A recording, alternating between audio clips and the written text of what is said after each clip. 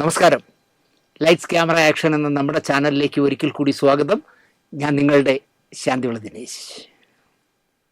എനിക്ക് ശേഷം പ്രളയം എന്ന് ചിന്തിക്കുന്ന ചില അല്പന്മാരുണ്ട്. ഈ ലോകത്ത് അങ്ങനത്തെ ഒരുപാട് പേരുണ്ട്.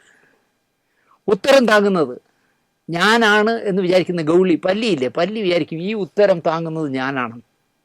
അങ്ങനെ വിചാരിക്കുന്ന മനുഷ്യരും ഇഷ്ടം പോലെയുണ്ട്. അതെന്താണെന്നുണ്ട് അവരത് മനസ്സിലാക്കുന്നില്ല എന്നുള്ളതാണ്. അത്തരത്തിലുള്ള ഒരുത്തി ശബ്ദം കടമൊഴുകുന്ന സംഘടനയിൽ നിന്ന് രാജി മുഴക്കി. ഞാനിനി നിങ്ങളോടെയൊന്നുമില്ല, ഞാൻ രാജിവെക്കുകയാണ്. ദിലീപിൻ്റെ ഫെഫ്കയിലെ അസിസ്റ്റന്റ് ഡയറക്ടറെ അംഗത്വം പുതുക്കി കൊടുക്കുകയാണെങ്കിൽ കൊടുക്കുമെന്ന് ജനറൽ സെക്രട്ടറി പറഞ്ഞതുകൊണ്ട് ഞാൻ രാജിവെക്കുകയാണെന്ന് പറഞ്ഞു. ഇവിടെ ഫെഫ്കയിൽ 21 യൂണിയനുണ്ട്. അതിലെ ഒരു യൂണിയനിലെ അംഗത്തിനെ പുറത്താക്കുകയും ആ അംഗത്തിനെ തിരിച്ചെടുത്താൽ ഡബ്ബിംഗ് യൂണിയനിലെ ആർക്കെന്ത് പറയാൻ പറ്റും? ഡബ്ബിംഗ് യൂണിയനിൽ നിന്ന് ഒരാൾ രാജിവെച്ചാൽ, ഇപ്പോൾ ഈ മഹതി രാജിവെച്ചല്ലോ, അത് ശരിയായില്ല എന്ന് മറ്റൊരു യൂണിയന് പറയാൻ പറ്റും. അങ്ങനെ രാജി മുഴക്കി. കാരണം ഞാൻ പറഞ്ഞതുപോലെ ദിലീപ് നടിയെ ആക്രമിച്ച കേസിൽ കോടതി വെറുതെ വിട്ടു. വെറുതെ വിടുമ്പോൾ ഫെഫ്ക ഒരു ട്രേഡ് യൂണിയൻ എന്ന നിലയ്ക്ക് ആ നേതാവിനിടെ ഏതോ പത്രക്കാരൻ ചോദിച്ചു, ഇനി എന്ത് എന്ന് സ്വാഭാവികമായിട്ട് ചോദിക്കുമല്ലോ, ഇനി എന്താണ് നിങ്ങളുടെ നടപടി? ഞങ്ങളുടെ സംഘടനയുടെ കമ്മിറ്റി കൂടി ദിലീപിന് അംഗത്വം നൽകേണ്ടി വരുമെന്ന് ഫെഫ്കയുടെ ആളിനാളായ നേതാവ് പറഞ്ഞു. ഈ ഭവതിയുടെ പഴയ കൂട്ടുകാരൻ. ഇത് കേൾക്കേണ്ട താമസം നേതാവ് അല്ല എങ്കിൽ, ഇപ്പം നേതാവൊന്നുമല്ലോ കുറേ കാലമായിട്ട്, റിട്ടയർഡ് നേതാവ് രാജി അങ്ങ് പ്രഖ്യാപിച്ചു. അപ്പോൾ കരുതിയത് എന്താണെന്നറിയോ? എൻ്റെ കൂടെ നിൽക്കുന്ന കുറേ വായുമക്കളുണ്ടല്ലോ, അവർ അയ്യോ അച്ഛാ പോവല്ലേ എന്ന് പറഞ്ഞതുപോലെ പിന്നിൽ നിന്ന് പോവല്ലേ പോവല്ലേ ചേച്ചി പോവല്ലേ ചേച്ചി എന്ന് പറഞ്ഞ് ഭവതിയെ വിളിക്കുമെന്ന് കരുതി ഒരു പൂച്ച കുഞ്ഞു പോലും വിളിച്ചില്ല. പോയത് നന്നായി എന്ന് ഭൂരിപക്ഷം ചിന്തിക്കുകയും ചെയ്തു. കാരണം കൂട്ടുകാരി ഉണ്ടാക്കില്ല, നുണ പറയച്ചൽ, പാര വയ്ക്കൽ, ഗ്രൂപ്പ് ഉണ്ടാക്കൽ, അതൊന്നും ഉണ്ടാവില്ല. ഒരു സമാധാനമായി പോട്ടെ എന്ന് അവർ വെച്ചു. സംഘടനയിൽ തിരഞ്ഞെടുപ്പ് വരുന്ന കാലമായിരുന്നു രാജിവെച്ചത്. അടുത്ത 3 വർഷക്കാലത്തേക്ക് പുതിയ ഭരണസമിതി എടുക്കുകയാണ്. അപ്പോൾ ഇവരുടെ എർത്തായി നടന്നവരാണ് കഴിഞ്ഞ 3 വർഷമായിട്ട് അതിലിരിക്കുന്നത്. അപ്പം സംഘടനയിലെ ഔദ്യോഗിക തലത്തിലൊന്നും ഇല്ലെങ്കിലും ഇരടാ എന്ന് പറഞ്ഞാൽ കിടക്കും. അങ്ങനെയുള്ള ഒരുത്തൻ. അങ്ങനെയുള്ളവരെയൊക്കെ വെച്ചാണ് കഴിഞ്ഞ 3 വർഷം നടന്നത്. ചേച്ചി തീരുമാനിക്കും, വായുമക്കൾ അംഗീകരിക്കും. അങ്ങനെ ആയിരുന്നു. അവർ വച്ചൊഴിഞ്ഞു. പണി നന്നായി മേശരി, നാളെ മുതൽ വരണ്ട എന്ന് അവർക്ക് തന്നെ തോന്നി. പകരം 2 പാനലുകൾ വന്നു. അതിലെ ഒരു പാനലിനെ ഈ സംഘടനയിൽ നിന്ന് രാജിവെച്ചെങ്കിലും സപ്പോർട്ട് ചെയ്തു. മറ്റേ ആൾ സപ്പോർട്ട് ചെയ്തതെന്ന് മാത്രമല്ല, ആര് വേണോ ജയിച്ചോട്ടെ, അതിൻ്റെ പ്രസിഡൻറ്റും വൈസ് പ്രസിഡൻറ്റും ജയിക്കരുത്. യുവമാർ 2 എണ്ണം എനിക്ക് പാര വെച്ചവന്മാരാണ്. അപ്പോൾ ഈ പ്രസിഡൻ്റായിട്ട് വൈസ് പ്രസിഡൻറ്റും ഒക്കെ എന്താണ് പാര വെച്ചതെന്ന് ചോദിച്ചാൽ, മദ്രാസിൽ പോകാൻ 30,000 രൂപ ചിലവാക്കി എന്നൊക്കെ പറഞ്ഞ് വൗച്ചർ വെച്ചപ്പോൾ അതൊന്നും തരാൻ പറ്റില്ല, ഇത് ട്രേഡ് യൂണിയനാണ്, ഇതിനകത്തുനിന്ന് അങ്ങനെയൊന്നും പൈസ വെട്ടാക്കൂല എന്ന് പറഞ്ഞതിൻ്റെ വൈരാഗ്യമാണ് അവനെ തോൽപ്പിക്കണമെന്ന്. ആര്? വൈസ് പ്രസിഡൻറ്റുമായിട്ടും എന്തോ പ്രശ്നമുണ്ട്. കാരണം പ്രസിഡൻറ്റും മുഖത്ത് നോക്കി കാര്യങ്ങൾ പറയുന്ന ആളാണ്. അങ്ങനെ യുവമാരെ തോൽപ്പിക്കണമെന്ന് ശപഥം ചെയ്തു. എന്തു വന്നാലും ചിലരെ ജയിപ്പിക്കരുതെന്ന് ഈ ചേട്ടത്തി ശട്ടം കെട്ടി. ആര് ഭരിച്ചാലും വേണ്ടില്ല, യുവമാരെ തോൽപ്പിക്കണമെന്ന് ആഹ്വാനം നടത്തി ചേച്ചി. സരോവര ഹോട്ടലിൽ ചെന്ന് റൂം എടുത്ത് എറണാകുളത്ത് അവിടെ ഇരുന്നുണ്ടായിരുന്നു ഡയറക്ഷൻ. പക്ഷെ എന്തു പറ്റിയെന്ന് കേട്ടാൽ, തെരഞ്ഞെടുപ്പ് കഴിഞ്ഞപ്പോൾ ആരെയൊക്കെ തോൽപ്പിക്കണമെന്ന് ചേട്ടത്തി പറഞ്ഞോ അവരൊക്കെ ഭീമമായ ഭൂരിപക്ഷത്തിൽ അങ്ങ് ജയിച്ചു. അപ്പോൾ അറിയാമല്ലോ ചേച്ചിയുടെ കട്ടയും പടവും മടങ്ങിയെന്ന്. ചേച്ചിക്ക് ഇനി ഒരു പുല്ല് വിലയും ഇല്ല ഫെഫ്കയിൽ, ഇനി അവർക്ക് അങ്ങനത്തെ ഒരു വിലയും കൊടുക്കണ്ട എന്ന് നല്ലൊരു പക്ഷം അങ്ങ് തീരുമാനിച്ചു. അതുകൊണ്ടാണ് ഇവർക്ക് എതിർപ്പുള്ളവരെല്ലാം ജയിച്ചത്. ആ തീരുമാനം 100% വിജയിച്ചിരിക്കുന്നു. ചേട്ടത്തിയുടെ ജനപിന്തുണ നോക്കണം. നെടുമങ്ങാട്ട് മത്സരിക്കാൻ പറ്റിയ ജനപിന്തുണയാണ് കേട്ടോ CPIയുടെ പേരിൽ. എന്തായാലും സംഭവം കുളമാക്കി. അതിനേക്കാളും അതിൽ രസം പറയുന്നത് കേട്ടാൽ, അതിനൊരു വരണാധികാരി വെച്ച് ഫെഫ്ക. വരണാധികാരി ചിലർ സ്ഥാനാർത്ഥിത്വം കൊടുക്കാനായിട്ട് വന്നാൽ പറയും, ഏയ് നിങ്ങൾ പെപ്സിയിൽ മെമ്പർഷിപ്പ് ഉള്ളതല്ലേ, ഇദ്ദേഹത്തിന് പെപ്സിയിൽ മെമ്പർഷിപ്പ് ഉണ്ട്, അത് ഈ വരണാധികാരിക്ക്. എന്നിട്ടല്ലേ അയാൾ ഫെഫ്ക ഡയറക്ടേഴ്സ് യൂണിയനിൽ നേതാവായിട്ടിരിക്കുന്നത്. ഫെഫ്കയിലെ ഏതെങ്കിലും ഒരു സംഘടനയിൽ സ്ഥാനാർത്ഥിയായിട്ട് മത്സരിക്കണമെങ്കിൽ പെപ്സിയിൽ കാർഡ് പാടില്ല, ഒരു സംഘടനയിലെ കാർഡ് പാടുള്ളൂ. എന്നാൽ ഈ ഡബ്ബിംഗ് യൂണിയനിലുള്ള ഏതെങ്കിലും വിവരമുള്ളവൻ ചോദിക്കട്ടെ, തനിക്ക് പെപ്സിയിൽ കാർഡില്ലേ ചോദിക്കണ്ടേ? അല്ലെങ്കിൽ ഇപ്പം രാജിവെച്ച് പോയ ചേട്ടത്തി എത്രയോ കാലം ഫെഫ്കയുടെ തലപ്പത്തിരുന്നു, പെപ്സിയിൽ കാർഡുള്ളവരല്ലേ. ഒരു പന്തിയിൽ 2 തരത്തിൽ വിളമ്പരുത്. ഈ പറഞ്ഞ ചേട്ടത്തിയെ സുഖിപ്പിക്കാനായിട്ട് പരമാവധി ഈ ഭരണാധികാരി ശ്രമിച്ചു എന്ന് പറയുന്നു. ഭരണാധികാരിയെ വെച്ചത് ഫെഫ്കയുടെ നേതാവായിരിക്കുമല്ലോ, നേതാവിൻ്റെ അർത്ഥാണ്. അപ്പോൾ അനുഭവിക്കട്ടെ എന്ന് ഞാൻ പറയും. കാരണം നമുക്കിഷ്ടമില്ലാത്തവർ മത്സരിക്കാൻ വന്നാൽ, മദ്രാസിൽ നിന്ന് ഒരു ഡബ്ബിംഗ് സ്ത്രീ മത്സരിക്കാൻ തീരുമാനിച്ചു ജനറൽ സെക്രട്ടറി ആയിട്ട്. നിങ്ങൾക്ക് മത്സരിക്കാൻ പറ്റില്ല, നിങ്ങൾ പെപ്സിയിൽ മെമ്പർഷിപ്പ് ഉള്ളതാണ്, ഒരു മെമ്പർഷിപ്പ് ഉള്ളപ്പോൾ ഇവിടെ എടുക്കാവില്ല, എന്നാൽ ഇവിടെ മെമ്പർഷിപ്പ് കൊടുക്കരുത് ഇല്ലേ. എന്നിട്ട് ഈ പറഞ്ഞ മഹാനടക്കം പെപ്സിയുടെ കാർഡ് കൊണ്ട് നടക്കുന്നവന്മാരാ. അതാണ് ഒരു പന്തിയിൽ 2 എണ്ണം വിളമ്പ് എന്ന് പറയുന്നത്.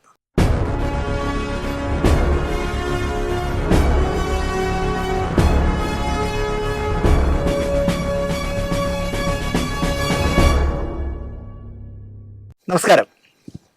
സിനിമാ വാരഫലത്തിൻ്റെ പുതിയ എപ്പിസോഡിലേക്ക് എല്ലാവർക്കും സ്വാഗതം. അടുത്ത സമയത്ത് വലിയ വിജയമായി മാറിയ ഒരു യുവ സംവിധായകൻ്റെ സിനിമയെപ്പറ്റി ഞങ്ങൾ 2-3 പേരിൽ നിന്ന് സംസാരിച്ചുകൊണ്ടിരിക്കുമ്പോൾ ഒരു സിനിമാ പത്രപ്രവർത്തകൻ പറയുകയായിരുന്നു, ഇന്ന് മലയാള സിനിമ ഒരു പറ്റം യുവ പ്രതിഭകളുടെ കയ്യിലായിപ്പോയി. അവരെ അതിനെ കുറ്റം പറയാനും സാധിക്കില്ല.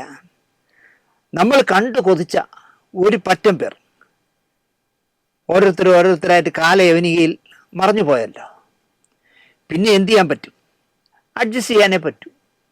പുതിയ തലമുറ ചെയ്യട്ടെ എന്ന് തീരുമാനിക്കാനേ പറ്റൂ. വെള്ളാനകളുടെ നാട്ടിൽ ആലോചിക്കുമ്പോൾ ഇപ്പോഴും ചിരി വരും. ടാർ ചെയ്യാൻ വരുന്ന റോളർ ഓടിക്കുന്ന കുതിരോട്ടം പപ്പ് ഇന്നത്തെ ഏത് നടന് വർത്തമാനകാല മലയാള സിനിമയിൽ ഇപ്പോൾ ഉള്ള ഏത് നടനാവേശം ചെയ്യാൻ പറ്റും? ഒരാൾക്കും അങ്ങനെ ഫലിപ്പിക്കാൻ പറ്റുമെന്ന് എനിക്ക് തോന്നില്ല. ഒരു മറവത്തൂർ കനവ്, ലാൽ ജോസിൻ്റെ ആദ്യത്തെ സിനിമ, അതിൽ തമിഴനുണ്ടല്ലോ മരുത്, ശ്രീനിവാസൻ ചെയ്ത വേഷമാണ്.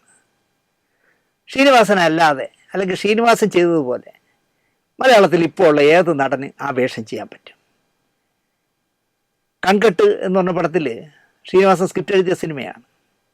ഒരു ലോക്കൽ റൗഡിയുണ്ട്, കീലേരി അച്ചു. ഒരു ചേരി പ്രദേശം മുഴുവൻ ഒരു പാക്ക് വിട്ടാൻ പറ്റുന്ന ഒരു പിച്ചാത്തിയും കൊണ്ട് കടന്ന് വിരട്ടുന്ന കീലേരി അച്ചു.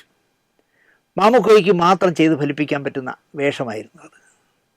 ഇപ്പോൾ സത്യനന്ദിക്കാരൻ്റെ ശ്രീനിവാസൻ എഴുതിയതാണ്, ഇതെല്ലാം ശ്രീനിവാസൻ എഴുതിയതാണ്. സന്ദേശത്തിലെ യശ്വന്ത് സഹായ്, ഒരു ഇന്നസെന്റിനെ കൊണ്ടേ അങ്ങനെ ചെയ്യാൻ പറ്റുള്ളൂ. വിവരമില്ല ഉള്ളവരാരും നമ്മളെ പാർട്ടിയിലില്ല എന്നൊക്കെ ചോദിക്കുന്നത് നാരിയൽ പാനി ചോദിച്ചപ്പോഴേ അതിൻ്റെ അർത്ഥം ട്രാൻസ്ലേറ്റ് ചെയ്തിട്ട് മണ്ടത്തരങ്ങൾ എഴുന്നള്ളിക്കുമ്പോൾ അയാൾ ചോദിക്കുന്ന ചോദ്യമാണ്. ഒടുവിൽ ഉണ്ണികൃഷ്ണൻ, കൃഷ്ണൻകുട്ടി നായർ, ശങ്കരാടി, മാള അരവിന്ദൻ, സുകുമാരി ചേച്ചി, ഫിലോമിന, മീനാമ്മ തുടങ്ങി നിരവധി നല്ല നടീനടന്മാർ നമുക്കുണ്ടായിരുന്നു. ഒരൊറ്റയാൾ ബാക്കിയില്ലാതെ പോയി എന്നുള്ളതാണ് സത്യം. അപ്പോൾ സത്യൻ അന്തിക്കാടിനെ പോലെ ഗ്രാമീണ സിനിമ ചെയ്യാൻ ഇത്തിരി ബുദ്ധിമുട്ടേണ്ടി വരും ഇനി. ഇതൊക്കെ ഇപ്പോൾ ഓർപ്പിച്ചത് നമ്മുടെ പ്രിയപ്പെട്ട അമ്പിളിച്ചേട്ടന്, ജഗദീഷ് ശിവകുമാറിന് 75 വയസ്സായി. ഒരിക്കലും നമുക്ക് തോന്നില്ല അമ്പിളിച്ചേട്ടന് 75 ഇപ്പോൾ ആ അസുഖമായതിന് ശേഷം ഡൈ അടിക്കാത്തതിൻ്റെ ഒരു കുറവ് മാത്രമേ ഉള്ളൂ. സമൃദ്ധമായ മുടിയിൽ മുഴുവൻ നര ബാധിച്ചല്ലോ. ഡൈ അടിച്ചിരുന്നാൽ തീർച്ചയായിട്ടും ഒരു 50-55 വയസ്സേ ജഗദീഷേട്ടന് തോന്നും. 2012 മാർച്ച് 11 കോഴിക്കോടിനടുത്ത് പാണാമ്പ്ര വളമ്പിൽ തുലാവർഷത്തിൻ്റെ സെറ്റിലേക്ക് രാത്രി ജഗതി യാത്ര പോയ കാറ് ഡിവൈഡറിൽ ഇടിച്ചു കയറി അപകടത്തിൽപ്പെടുന്നതും ജഗദീഷ് ശിവകുമാർ ഒരു വശം തളർന്നും സംസാരശേഷി നഷ്ടപ്പെട്ടും ക്യാമറയ്ക്ക് മുന്നിൽ നിന്നും മാറുന്നത്. ഈ മാർച്ച് 11 14 വർഷമാകും ജഗതിയില്ലാത്ത മലയാള സിനിമയ്ക്ക്. ഈ കഴിഞ്ഞ ജനുവരി 5 ജഗദീഷ് ശിവകുമാർ എന്ന കലാകാരൻ പൂജാതനായിട്ട് 75 വയസ്സ് തികഞ്ഞു. ആരൊക്കെയോ വീട്ടിൽ ചെന്ന് ജന്മദിന ആശംസകൾ നേർന്നു. ഇപ്പോൾ ഈ വരുന്ന 23-ാം തീയതി 75ൻ്റെ നിറവിൽ അമ്പിളിച്ചേട്ടൻ, നല്ല ടൈറ്റിലല്ലേ, 75ൻ്റെ നിറവിൽ അമ്പിളിച്ചേട്ടൻ എന്നൊരു പ്രോഗ്രാം, ഒരു പരിപാടി ജഗതിച്ചേട്ടനെ സ്നേഹിക്കുന്നവരെല്ലാം കൂടി തിരുവനന്തപുരത്ത് തലസ്ഥാനവാസികൾ കഴക്കൂട്ടം അൽസാജ് സെൻറ്ററിൽ നടത്തുന്നു. നിശബ്ദനായിപ്പോയ അമ്പിളിച്ചേട്ടന് ഒരു ആദരവ് നൽകുക എന്നതാണ് ആ പ്രോഗ്രാമിൻ്റെ ലക്ഷ്യം. അമ്പിളിച്ചേട്ടൻ്റെ മകൻ രാജ്കുമാർ എന്നെ വിളിച്ചു. വളരെ ഹാപ്പിയായിട്ട് എന്നെ പറഞ്ഞു, അച്ഛനെ ആദരിക്കുന്നൊരു ചടങ്ങുണ്ട്, ഉറപ്പായിട്ടും വരണം ചേട്ടാ. ഞാൻ പറഞ്ഞു, ഞാൻ ഉറപ്പായിട്ട് ഒരു അമ്പിളിച്ചേട്ടൻ്റെ പ്രോഗ്രാമല്ലേ, ഞാൻ ഉറപ്പായിട്ട് വരുമെന്ന് അയാൾക്ക് വാക്കും കൊടുത്തു. തിരുവനന്തപുരത്തുള്ളവരെങ്കിലും അൽസാജി കൺവെൻഷൻ സെൻറ്ററിൽ കഴക്കൂട്ടത്ത് വന്ന് ഈ പ്രോഗ്രാമിൽ പങ്കെടുക്കണമെന്ന് ഞാൻ പറയും. അടുത്ത കഥ. നായ നടുക്കടലിൽ പോയാലും നക്കിയേ കുടിക്കൂ എന്നൊരു പഴഞ്ചൊല്ലുണ്ട്. സിനിമാക്കാരെ ഓർത്ത് ഉണ്ടാക്കിയതാകാം ഈ പഴഞ്ചൊല്ല് എന്നാണ് എൻ്റെ വിശ്വാസം. ഒരു ഉടുപ്പും ഒരു മുണ്ടും ധരിച്ച് സംഗീതം പഠിക്കാൻ പോയ കലാകാരനെ ദൈവം വാരിക്കോരി കൊടുത്ത് ശതസഹസ്ര കോടീശ്വരനാക്കി മാറ്റി. അത് നമ്മുടെ മുന്നിലുണ്ട് ഇല്ലേ? മാറ്റി കൊടുക്കാനില്ലാതെ പോയതിനാലാണ് അദ്ദേഹം വെള്ള ഉടുപ്പ് ഇട്ടതെന്ന് പോലും അദ്ദേഹം തുറന്ന് പറയുമായിരുന്നു. അപ്പോൾ വെള്ള ഉടുപ്പിടുമ്പോൾ ഒരു ഗുണം എന്താണെന്ന് ചോദിച്ചാൽ ഒന്നേ ഉള്ളൂ എന്ന് സഹപാഠികൾ മനസ്സിലാക്കില്ല. ആ മനുഷ്യൻ പ്രശസ്തിയിലേക്ക് ഉയർന്നപ്പോൾ സഹായിച്ചവരെ ആകെ തള്ളിപ്പറയുന്നത് സ്വാഭാവികം. തലസ്ഥാനത്ത് തന്നെ അദ്ദേഹത്തിൻ്റെ സ്റ്റുഡിയോ ഒരു ഫ്ലാറ്റ് ഉടമയ്ക്ക് വിറ്റപ്പോൾ അദ്ദേഹം എല്ലാം വിറ്റ് പറക്കിയെടുക്കുമല്ലോ. അദ്ദേഹം ജനിച്ച വീട്, അദ്ദേഹത്തിൻ്റെ അച്ഛൻ ജീവിച്ച വീട് ഒരു സ്മാരകമായി നിലനിർത്തേണ്ടതാണ്. പക്ഷെ അങ്ങനെ നിലനിർത്താൻ വേണ്ടി അതിട്ടിരുന്നാൽ കൂടെയുള്ള സഹോദരങ്ങൾക്ക് കൊടുക്കേണ്ടി വരുമോ എന്ന് വിചാരിച്ചായിരിക്കാം ഒരു ചായക്കടക്കാരന് വിറ്റു. ആധുനിക ചായക്കട, ഇപ്പോൾ റെസ്റ്റോറൻറ്റ് എന്നൊക്കെ പറയണേ. എന്നിട്ട് ഈ കൊറോണയ്ക്ക് മുമ്പ് വരെ എല്ലാ വർഷവും മാർച്ച് 31 എന്തോ വന്നിട്ട് അതിന് മുന്നിൽ നിൽക്കുന്ന മാവിന് കുറച്ച് വെള്ളം ഒഴിച്ചു കൊടുക്കും അച്ഛനെ ഓർക്കാൻ. എന്തൊരു അഭിനയമാണെന്ന് അലച്ചു. ഞാൻ പറഞ്ഞാൽ അത് കൂടുതലായിപ്പോവും. കാരണം അദ്ദേഹം ഒരുപാട് വയോധികനായിക്കൊണ്ടിരിക്കുമ്പോൾ വീണ്ടും വീണ്ടും ശവത്തിൽ കുത്താൻ എനിക്ക് താല്പര്യമില്ല. അപ്പോൾ തലസ്ഥാനത്തുള്ള 5 or 6 ഫ്ലാറ്റ് വാങ്ങിച്ചുകൊണ്ട് ഈ സ്റ്റുഡിയോ ഫ്ലാറ്റ് നിർമ്മാണത്തിന് കൊടുത്തു.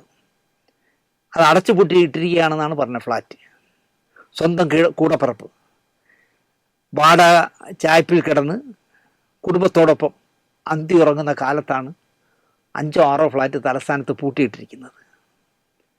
താൻ ജനിച്ചു വീണ കെട്ടിടം സ്മാരകമാക്കാനോ അതുപോലെ എന്തിനെങ്കിലും സർക്കാർ ചോദിച്ചാലോ എന്ന് കരുതിയിട്ടാകണം വിറ്റുകളഞ്ഞു ഈ മഹാൻ. അവിടെ ഇപ്പോൾ ഞാൻ നേരത്തെ പറഞ്ഞ പോലെ ആധുനിക ചായക്കടയാണ്. വെള്ള ടവല് കാറിൻ്റെ സീറ്റുകളിൽ ഇട്ടില്ലെങ്കിൽ ആ കാറിൽ കയറാത്ത സ്ഥിതി വരെ അദ്ദേഹം ഉണ്ടാക്കി. വെള്ള ടവൽ ഇടണം. ഞാൻ വെള്ള ഡ്രസ്സ് ഇട്ട് വരുമ്പോൾ കാറിൻ്റെ ടവലും വെള്ളമായിരിക്കണം. ബ്ലാക്കോ റെഡോ ഒന്നും ഞാൻ സമ്മതിക്കില്ല. കാർ കയറാതെ പോയിട്ടുണ്ട് പുള്ളി. പാടുന്ന കാലത്ത് ഏറ്റവും കൂടുതൽ ശമ്പളം അതിന് അദ്ദേഹത്തിന് അർഹതയുണ്ട്. അങ്ങനെ പറയുന്ന പൈസ കൊടുത്താലേ അദ്ദേഹം പാടുള്ളൂ എന്ന് പറഞ്ഞാൽ പോലും തെറ്റില്ല എന്ന് ഞാൻ പറയും. പക്ഷേ അദ്ദേഹം എന്ത് ചെയ്യുമെന്ന് വെച്ചാൽ ആ പാടുന്നതിന് ഭീമമായ തുക വാങ്ങിയിട്ട് അദ്ദേഹം വന്ന സ്വന്തം കാറിൻ്റെ പെട്രോൾ അടിച്ചതിന് 300 രൂപ എഴുതി വാങ്ങിക്കുമായിരുന്നു. അപ്പോൾ ഒരു ദിവസം 5 സ്റ്റുഡിയോയിൽ പോയി 5 പാട്ട് പാടുകയാണെങ്കിൽ 5 അങ്ങനെ 10-11 പാട്ടൊക്കെ ഒരു ദിവസം പാടിയിട്ടുണ്ട്. 5 വയ്ക്കാം. 5 സ്റ്റുഡിയോയിൽ പാടിയാൽ 13 15 1500 രൂപ പെട്രോളിന് 5 അടുത്തുനിന്നായിട്ട് 300 രൂപ വെച്ച് പിരിക്കുമായിരുന്നു. ഇത്രയും വാരി കൂട്ടിയിട്ട് ജീവിതത്തിൻ്റെ അവസാന റീൽ ഓടുമ്പോഴെങ്കിലും ഞാൻ എന്തിനാണ് ഇത്ര ആർത്തി കാശിനോട് കാണിച്ചത് എന്ന് അദ്ദേഹം ചിന്തിക്കുമോ എന്ന് എനിക്കറിയില്ല. ചിന്തിക്കാൻ വഴിയില്ല എന്നാണ് എനിക്ക് തോന്നുന്നത്. ഇപ്പോഴും ഇനി അടുത്ത് എങ്ങനെ കാശുണ്ടാക്കാം എന്നായിരിക്കും ആലോചിക്കുന്നത്. ഇപ്പോൾ ഇതൊക്കെ ഓർമ്മിപ്പിച്ചത് ഭാഗ്യം ഒന്നുകൊണ്ട് മാത്രം വലിയ ഗായകനായി മാറിയ ഗായകനാണ് MG ശ്രീകുമാർ എന്നാണ് എൻ്റെ വിലയിരുത്തൽ. അദ്ദേഹം ഒരു സംഗീത കുടുംബത്തിൽ ജനിച്ചെങ്കിലും MG രാധാകൃഷ്ണൻ ചേട്ടനെ പോലെയോ ഓമനക്കുട്ടിയമ്മയെ പോലെയോ ഒന്നും സംഗീതത്തിൽ അവഗാഹം ഉണ്ടാക്കിയ ഒരാളൊന്നുമല്ല. കൊച്ചു പ്രായത്തിൽ തന്നെ ബാങ്കിൽ ജോലിയൊക്കെ കിട്ടിപ്പോയ ആളല്ലേ MG ശ്രീകുമാർ. പക്ഷേ മോഹൻലാൽ എന്നൊരു സൂപ്പർ താരം ഉണ്ടാവുകയും അദ്ദേഹത്തെ വെച്ച് നിരന്തരമായി സൂപ്പർ ഹിറ്റ് സിനിമകൾ പ്രിയദർശൻ എന്നൊരു ഫിലിം മേക്കർ ജന്മമെടുക്കുകയും ചെയ്തതിനാലാണ് ഈ ഗായകൻ ശ്രദ്ധേയനായത് എന്നാണ് എൻ്റെ വിശ്വാസം. പിന്നെ പിടിച്ചു നിൽക്കാനായി എന്താ പറയുക, കഠിനമായ ഹോംവർക്കുകൾ ചെയ്ത് ഓരോ പരിപാടികൾ, ഓരോ പടവുകൾ ചവിട്ടിക്കയറിയ ഗായകനായി അദ്ദേഹം വളർന്നു. അത് പറയാതിരിക്കാൻ പറ്റില്ല. കാരണം യേശുദാസിൻ്റെയും ജയചന്ദ്രൻ്റെയും അപ്രമാദിത്വം നിലനിൽക്കുന്ന നാട്ടിൽ എനിക്കൊരു ഐഡൻറ്റിറ്റി ഉണ്ടാക്കണമെങ്കിൽ ഞാൻ നന്നായിട്ട് ഹോംവർക്ക് ചെയ്യണം, നന്നായിട്ട് കഠിന പ്രയത്നം നടത്തണം തോന്നുകയും നമ്മൾ വേണുഗോപാലിന് ഇല്ലാത്തത്. അങ്ങനെ പടിയായിട്ട് ദേശീയ അവാർഡ് വരെ വാങ്ങുന്ന നിലയിലേക്ക് ശ്രീകുമാർ വളർന്നു. ആ ശ്രമം കണ്ടു പഠിക്കണം പുതിയ തലമുറയിലെ ഗായകർ എന്ന് ഞാൻ പറയും. 2 തലമുറയ്ക്കല്ല, അതിനേക്കാൾ കൂടുതൽ സാമ്പത്തികമായി അദ്ദേഹം ഉണ്ടാക്കി. കാരണം എന്തെല്ലാം ചെയ്യുന്നു, വിദേശത്ത് മിക്കവാറും ദിവസങ്ങളിൽ വിദേശത്ത് ഗാനമേള, ചാനലിലെല്ലാം മാർക്കിടൽ, എല്ലാം വലിയ തുക വാങ്ങിയിട്ടാണ്. സിനിമാ പാട്ട് കുറഞ്ഞപ്പോൾ അദ്ദേഹം അതിലും നല്ല കാശുണ്ടാക്കി. അതൊക്കെ നടക്കട്ടെ എന്ന പക്ഷക്കാരനാണ് ഞാൻ. അതിനിടയിൽ ആർത്തി മൂത്ത് ചില്ലറ നെറുകേടിൻ്റെ പണികൾ കൂടി ചെയ്യാമോ എന്നാണ് എനിക്ക് എം ജി ശ്രീകുമാറിനോട് ചോദിക്കാനുള്ളത്. ഇക്കഴിഞ്ഞ ക്രിസ്മസിന് തിരുവനന്തപുരം LMS കോമ്പൗണ്ടിൽ ക്രിസ്മസ് ആഘോഷം വെച്ചു, അച്ഛന്മാരെല്ലാം കൂടി. അതിനായി അവർ ചെറിയ തുകയ്ക്കുള്ള ടിക്കറ്റ് അടിച്ച് അവരുടെ സന്ദർശകരായ, അവരുടെ വിശ്വാസികളായ ആൾക്കാർക്ക് ഫണ്ട് സ്വരൂപിക്കാനായി ഈ കൂപ്പണുകളും കൊടുത്തു, ടിക്കറ്റ്. 5 ദിവസം എന്താണ് പ്രോഗ്രാം നടത്തിയത്, 5ഓ 7ഓ ദിവസമാണ്. ഒരു ദിവസം എം ജി ശ്രീകുമാറിൻ്റെ ഗാനമേളയായിരുന്നു. അപ്പോൾ ഗാനമേളയിൽ ഞാൻ പാടണമെങ്കിൽ എനിക്ക് 5 ലക്ഷം രൂപ തരണമെന്ന് ഇദ്ദേഹം പറയുകയും ഒരു തർക്കവുമില്ലാതെ അവർ 5 ലക്ഷം രൂപ പ്രതിഫലം തരാമെന്ന് ഏൽക്കുകയും 1 ലക്ഷം രൂപ അഡ്വാൻസും കൊടുത്തു. പ്രോഗ്രാം ദിവസം ശ്രീകുമാർ വന്നപ്പോൾ മോശമല്ലാത്ത ആൾക്കൂട്ടമുണ്ട് ഗാനമേള കേൾക്കാൻ.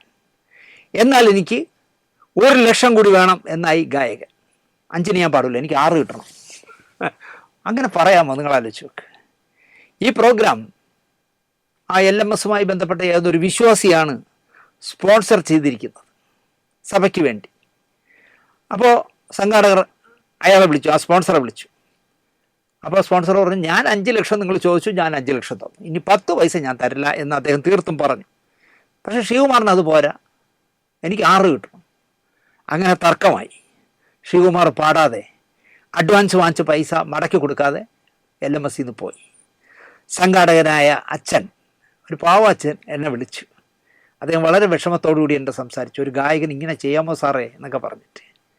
അപ്പോൾ എനിക്ക് പെട്ടെന്ന് തോന്നിയത്, അല്പം എരിവുള്ള, വേണമെങ്കിൽ പൊങ്ങച്ചം പറയണമെന്ന് പറയരുത്, എന്നെപ്പോലൊരാൾ ആ കമ്മിറ്റിയിലുണ്ടെങ്കിൽ ഉറപ്പായിട്ടും കാർ തടഞ്ഞിടും. പാടിയിട്ട് പോടാ എന്ന് പറയും. നീ 1 ലക്ഷം രൂപ അഡ്വാൻസ് വാങ്ങിച്ചാ, 5 ലക്ഷം തന്നെ പ്രതിഫലം ചോദിച്ചേ, പാടിയിട്ട് പോയാൽ മതി നീ, അല്ലെങ്കിൽ അവിടെ ഇരി എന്ന് പറഞ്ഞാൽ അവിടെ പിടിച്ചിട്ടില്ലേ, ഗേറ്റ് പൂട്ടിയിട്ടില്ലേ. പക്ഷേ പാവം ഈ അച്ഛന്മാരത് ചെയ്തില്ല. അവർ എന്നെ അടക്കം പലരെയും വിളിച്ച് പറഞ്ഞു കാണും, അവരാരും എം ജി ശ്രീകുമാറിനെ പിണക്കണ്ട എന്ന് പറഞ്ഞ് കൊടുക്കാത്തതായിരിക്കാം. പക്ഷേ ഞാൻ പറയും, ശ്രീകുമാറേ, കാണിച്ചത് ശുദ്ധ ചെറ്റത്തര. ഇനി ആ അഡ്വാൻസ് വാങ്ങിച്ച 1 ലക്ഷമെങ്കിലും മടക്കി കൊടുക്കുക കേട്ടോ. അതാണ് ഒരു കലാകാരന് മാന്യമായി പെരുമാറാനുള്ള രീതി. അല്ല, ശാന്തുള്ള ദിനേശൻ്റെ ഈ പരാതി പറഞ്ഞുകൊണ്ട് ഞാൻ 1 ലക്ഷം തരില്ല എന്ന് പറഞ്ഞാൽ അവരും ചിലപ്പം നിൻ്റെ പെലോളിക്ക് ഇരിക്കട്ടെ എന്ന് പറയും. അതിന് പോകരുത് ശ്രീകുമാറെ, നിങ്ങളൊരു ഗായകൻ എന്നല്ലേ പറയണേ. അങ്ങനത്തെ ചെറ്റത്തരങ്ങൾ കാണിക്കരുത്, വളരെ മോശമായിപ്പോയി. നിങ്ങൾ നേരെ മറിച്ച് ഈ പള്ളിയിൽ ചെയ്തത് ഏതെങ്കിലും ഒരു അമ്പലത്തിൽ ചെയ്യോ, ഇടിച്ച് പഞ്ചറാക്കില്ല, നിങ്ങൾ സൂപ്പാക്കും. നിങ്ങളെ ഒരു അമ്പലത്തിൽ, ഇപ്പോൾ വെള്ളാനിയിൽ ഉത്സവം തുടങ്ങുകയാണല്ലോ, നിങ്ങൾ വെള്ളാനി അമ്പലത്തിൽ വന്ന് ഇതുപോലെ പാടാൻ വന്നിട്ട് 10,000-കണക്കിന് ആൾ കൂടി കിടക്കുമ്പോൾ ഇതുപോലെ 1 ലക്ഷം രൂപ അല്ലെങ്കിൽ 5 ലക്ഷം രൂപ എനിക്ക് കൂടുതൽ വേണമെന്നൊന്നും തന്നില്ല എങ്കിൽ എന്നാൽ ഞാൻ പോകണം എന്ന് പറഞ്ഞ് കാറ് അവിടെ കാണില്ല, ആക്രിക്ക് കൊടുക്കാനേ പറ്റുള്ളൂ, അടിച്ച് പൊളിക്കില്ലേ. ആളെളുപ്പം ഉള്ളിടത്താണ് ശ്രീകുമാറെ നിങ്ങളൊക്കെ ഈ അഭ്യാസങ്ങൾ കാണിക്കുന്നത്. വളരെ മോശമായിപ്പോയി. അടുത്തതും ഒരു വിവാദ നായികയെക്കുറിച്ചാണ്.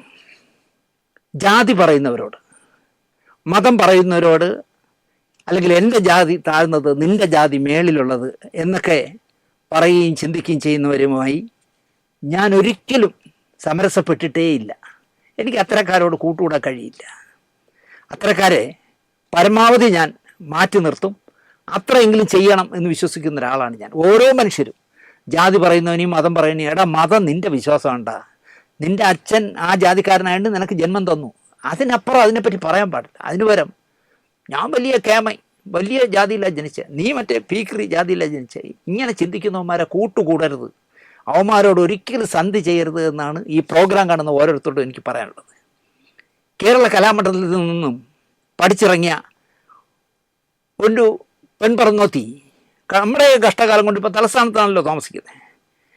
കലാമണ്ഡലത്തിൽ ഇവരുടെ അതേ പേരിൽ പ്രവർത്തിച്ചിരുന്ന ഒരു വലിയ നർത്തകിയെ ആക്ഷേപിക്കും വിധം, സ്വന്തം പേര് ഉള്ളത് കാരണം അതിൽ കലാമണ്ഡലം കൂടെ ചേർത്തപ്പം ഇവർ കാണിക്കുന്ന കൊള്ളരുതായ്മകൾ മുഴുവൻ ആ മരിച്ചുപോയ വലിയ കലാകാരിയുടെ ദേഹത്താണ് ചെളി തെറിപ്പിക്കുന്നത്. നമുക്കറിയാമല്ലോ RLV രാമകൃഷ്ണനെ, കലാഭമണി രഞ്ജനെ കാക്കയും പൂച്ചയും ഒക്കെ ഉപമിച്ച് കലാകാരനായ രാമകൃഷ്ണനെ നന്നായി നോവിച്ചത് മലയാളി മറക്കാറായിട്ടില്ല എന്നാണ് എൻ്റെ വിശ്വാസം. ഇപ്പോൾ കലാമണ്ഡലം അല്ല RLV രാമകൃഷ്ണൻ എവിടെ നിൽക്കുന്നു ആലോചിച്ച് നോക്കി. ഈ മഹതി ഇതിൻ്റെ പേരിൽ RLV രാമകൃഷ്ണനെ ആക്ഷേപിച്ചതിൻ്റെ പേരിൽ നന്നായിട്ട് വേർത്തു. SC ആക്റ്റൊക്കെ അനുസരിച്ച് എന്തൊക്കെയോ ഗുലുമാലുള്ള കേസൊക്കെയാണ് വന്നത്. കുറേ കാശും കളഞ്ഞു, മുൻകൂർ ജാമ്യത്തിനൊക്കെ പോയത്. നല്ല ചങ്കുറ്റുള്ളവളാണെങ്കിൽ മുൻകൂർ ജാമ്യത്തിന് പോകരുത്, എന്നാൽ എന്നെ അറസ്റ്റ് ചെയ്തോ എന്ന് പറഞ്ഞ് പോയി 5-6 ദിവസം ഗോതമ്പുണ്ട് ഞാൻ കിടക്കണമായിരുന്നു. ഒരു 10-15 ദിവസം കിടന്നിട്ട് ഇറങ്ങായിരുന്നല്ലോ. അതിന് പകരം ലക്ഷങ്ങൾ മുടക്കിയാണ് ജാമ്യം നേടിയത്, കാശും കുറേ കളഞ്ഞു. ഇപ്പോൾ പറയുന്നത് അക്കാരണം കൊണ്ട് കുറച്ച് കുട്ടികൾ പഠിക്കാൻ വരാതായി കാണും എനിക്ക്, പക്ഷേ ഞാൻ പറഞ്ഞ കാര്യങ്ങളിൽ ഉറച്ചു നിൽക്കുന്നു, എന്നെ സപ്പോർട്ട് ചെയ്യുന്നവരുടെ എണ്ണം കൂടി വരുന്നു എന്നാണ് അവർ പറയുന്നത്. കോടതിയിലും ഇങ്ങനെ തന്നെ പറയണേ. മാത്രമല്ല എൻ്റെ അന്നത്തെ നിലപാട് ഞാനൊരിക്കൽ വിശദമാക്കാം, അപ്പോൾ ഞാൻ എല്ലാം തുറന്നു പറയാമെന്നാണ് പറയുന്നത്. ഇത്തരം ഐറ്റംസുകൾ അനുഭവങ്ങളിൽ നിന്നും പഠിക്കില്ല എന്നതിൻ്റെ സൂചനയാണ് ഈ സ്ത്രീ പറയുന്ന വാചകമടി. നീന്താത്ത മാടിനെ വെള്ളം കൊണ്ടുപോകും എന്നാണ് പണ്ടുള്ളവർ പറയാറ്. ഇപ്പോൾ പറയാൻ വന്നത് ഈ പെണ്ണുമ്പിള്ള അടുത്ത വിവാദവുമായി ഇപ്പോൾ ഇറങ്ങിയിരിക്കുക. RLV രാമകൃഷ്ണനെ നിറം പറഞ്ഞ് അധിക്ഷേപിച്ച ഈ സ്ത്രീ ഇപ്പോൾ വേറൊരു പെൺകുട്ടിയുടെ തടിയെപ്പറ്റി അധിക്ഷേപിച്ചുകൊണ്ടാണ് എന്താ പറയുക ഇറങ്ങിയിരിക്കുന്നത്. വേറെ ആരുമല്ല, നമ്മുടെ മറിമായം എന്ന് പറഞ്ഞ മഴവിൽ മനോരമയിൽ വരുന്നൊരു സറ്റയറുണ്ടല്ലോ, അതിൽ മണ്ടോദരി എന്ന് പറഞ്ഞ കഥാപാത്രം ചെയ്യുന്ന സ്നേഹ ശ്രീകുമാർ അവർക്കെതിരെയാണ് പ്രതികരിച്ചിരിക്കുന്നത്.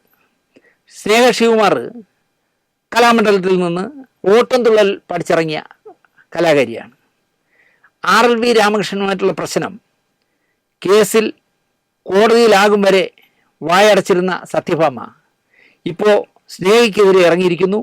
അവളുടെ തടിയാണ് ഇവർക്ക് പ്രശ്നം. ശ്രീകുമാറിനില്ലാത്ത ചേത ഇവർക്കെന്താ? അയാൾ ആ തടി കണ്ട് ഇഷ്ടപ്പെട്ടായിരിക്കും കല്യാണം കഴിച്ചത്. ഈ പെണ്ണുപിള്ളക്ക് വേറെ ഒരു പണിയുമില്ല എന്നാണ് ഞാൻ ചോദിക്കുന്നത്. മണ്ടോദരി എന്നുള്ളതിന് പണ്ടോദരി എന്ന, പണ്ടം എന്ന് പറഞ്ഞാൽ അറിയാമല്ലോ നമ്മുടെ ശരീരം, പണ്ടോദരി എന്നാണ് സ്നേഹയെ ഈ തള്ള അഭിസംബോധന ചെയ്യുന്നത്. മറിമായം മഴവിൽ മനോരമയിൽ വരുന്ന പരമ്പരയാണെന്ന ജനറൽ നോളജ് പോലും ഇല്ലാത്ത ഈ കുലസ്ത്രീ സ്നേഹയെ പറയുന്ന വാക്കുകൾ, വാചകങ്ങൾ കേട്ടാലറിക്കുന്ന പ്രയോഗങ്ങളാണ്. അല്പം പുഷ്ടിച്ച ശരീരപ്രകൃതിയുള്ള സ്നേഹയെ പണ്ടോദരി എന്നൊക്കെ ക്യാമറയ്ക്ക് മുന്നിലിരുന്ന് ഈ പെണ്ണുമ്പിള്ള പറയുന്ന വാക്കുകൾ ഇവരെങ്ങനെ ഒരു കലാകാരിയായി എന്ന് നമ്മളെ കൊണ്ട് ചിന്തിപ്പിക്കും. ഇവരുടെ ആട്ടം മഹത്തരമത്രേ. പക്ഷേ സ്നേഹയുടെ ഓട്ടം തുള്ളിക്കളിയാണെന്നാണ് ഇവർ പറയുന്നത്. ഒരു പീറ പരിപാടി എന്ന തലത്തിലാണ് ഈ പെണ്ണുമ്പിള്ള വിലയിരുത്തുന്നത്.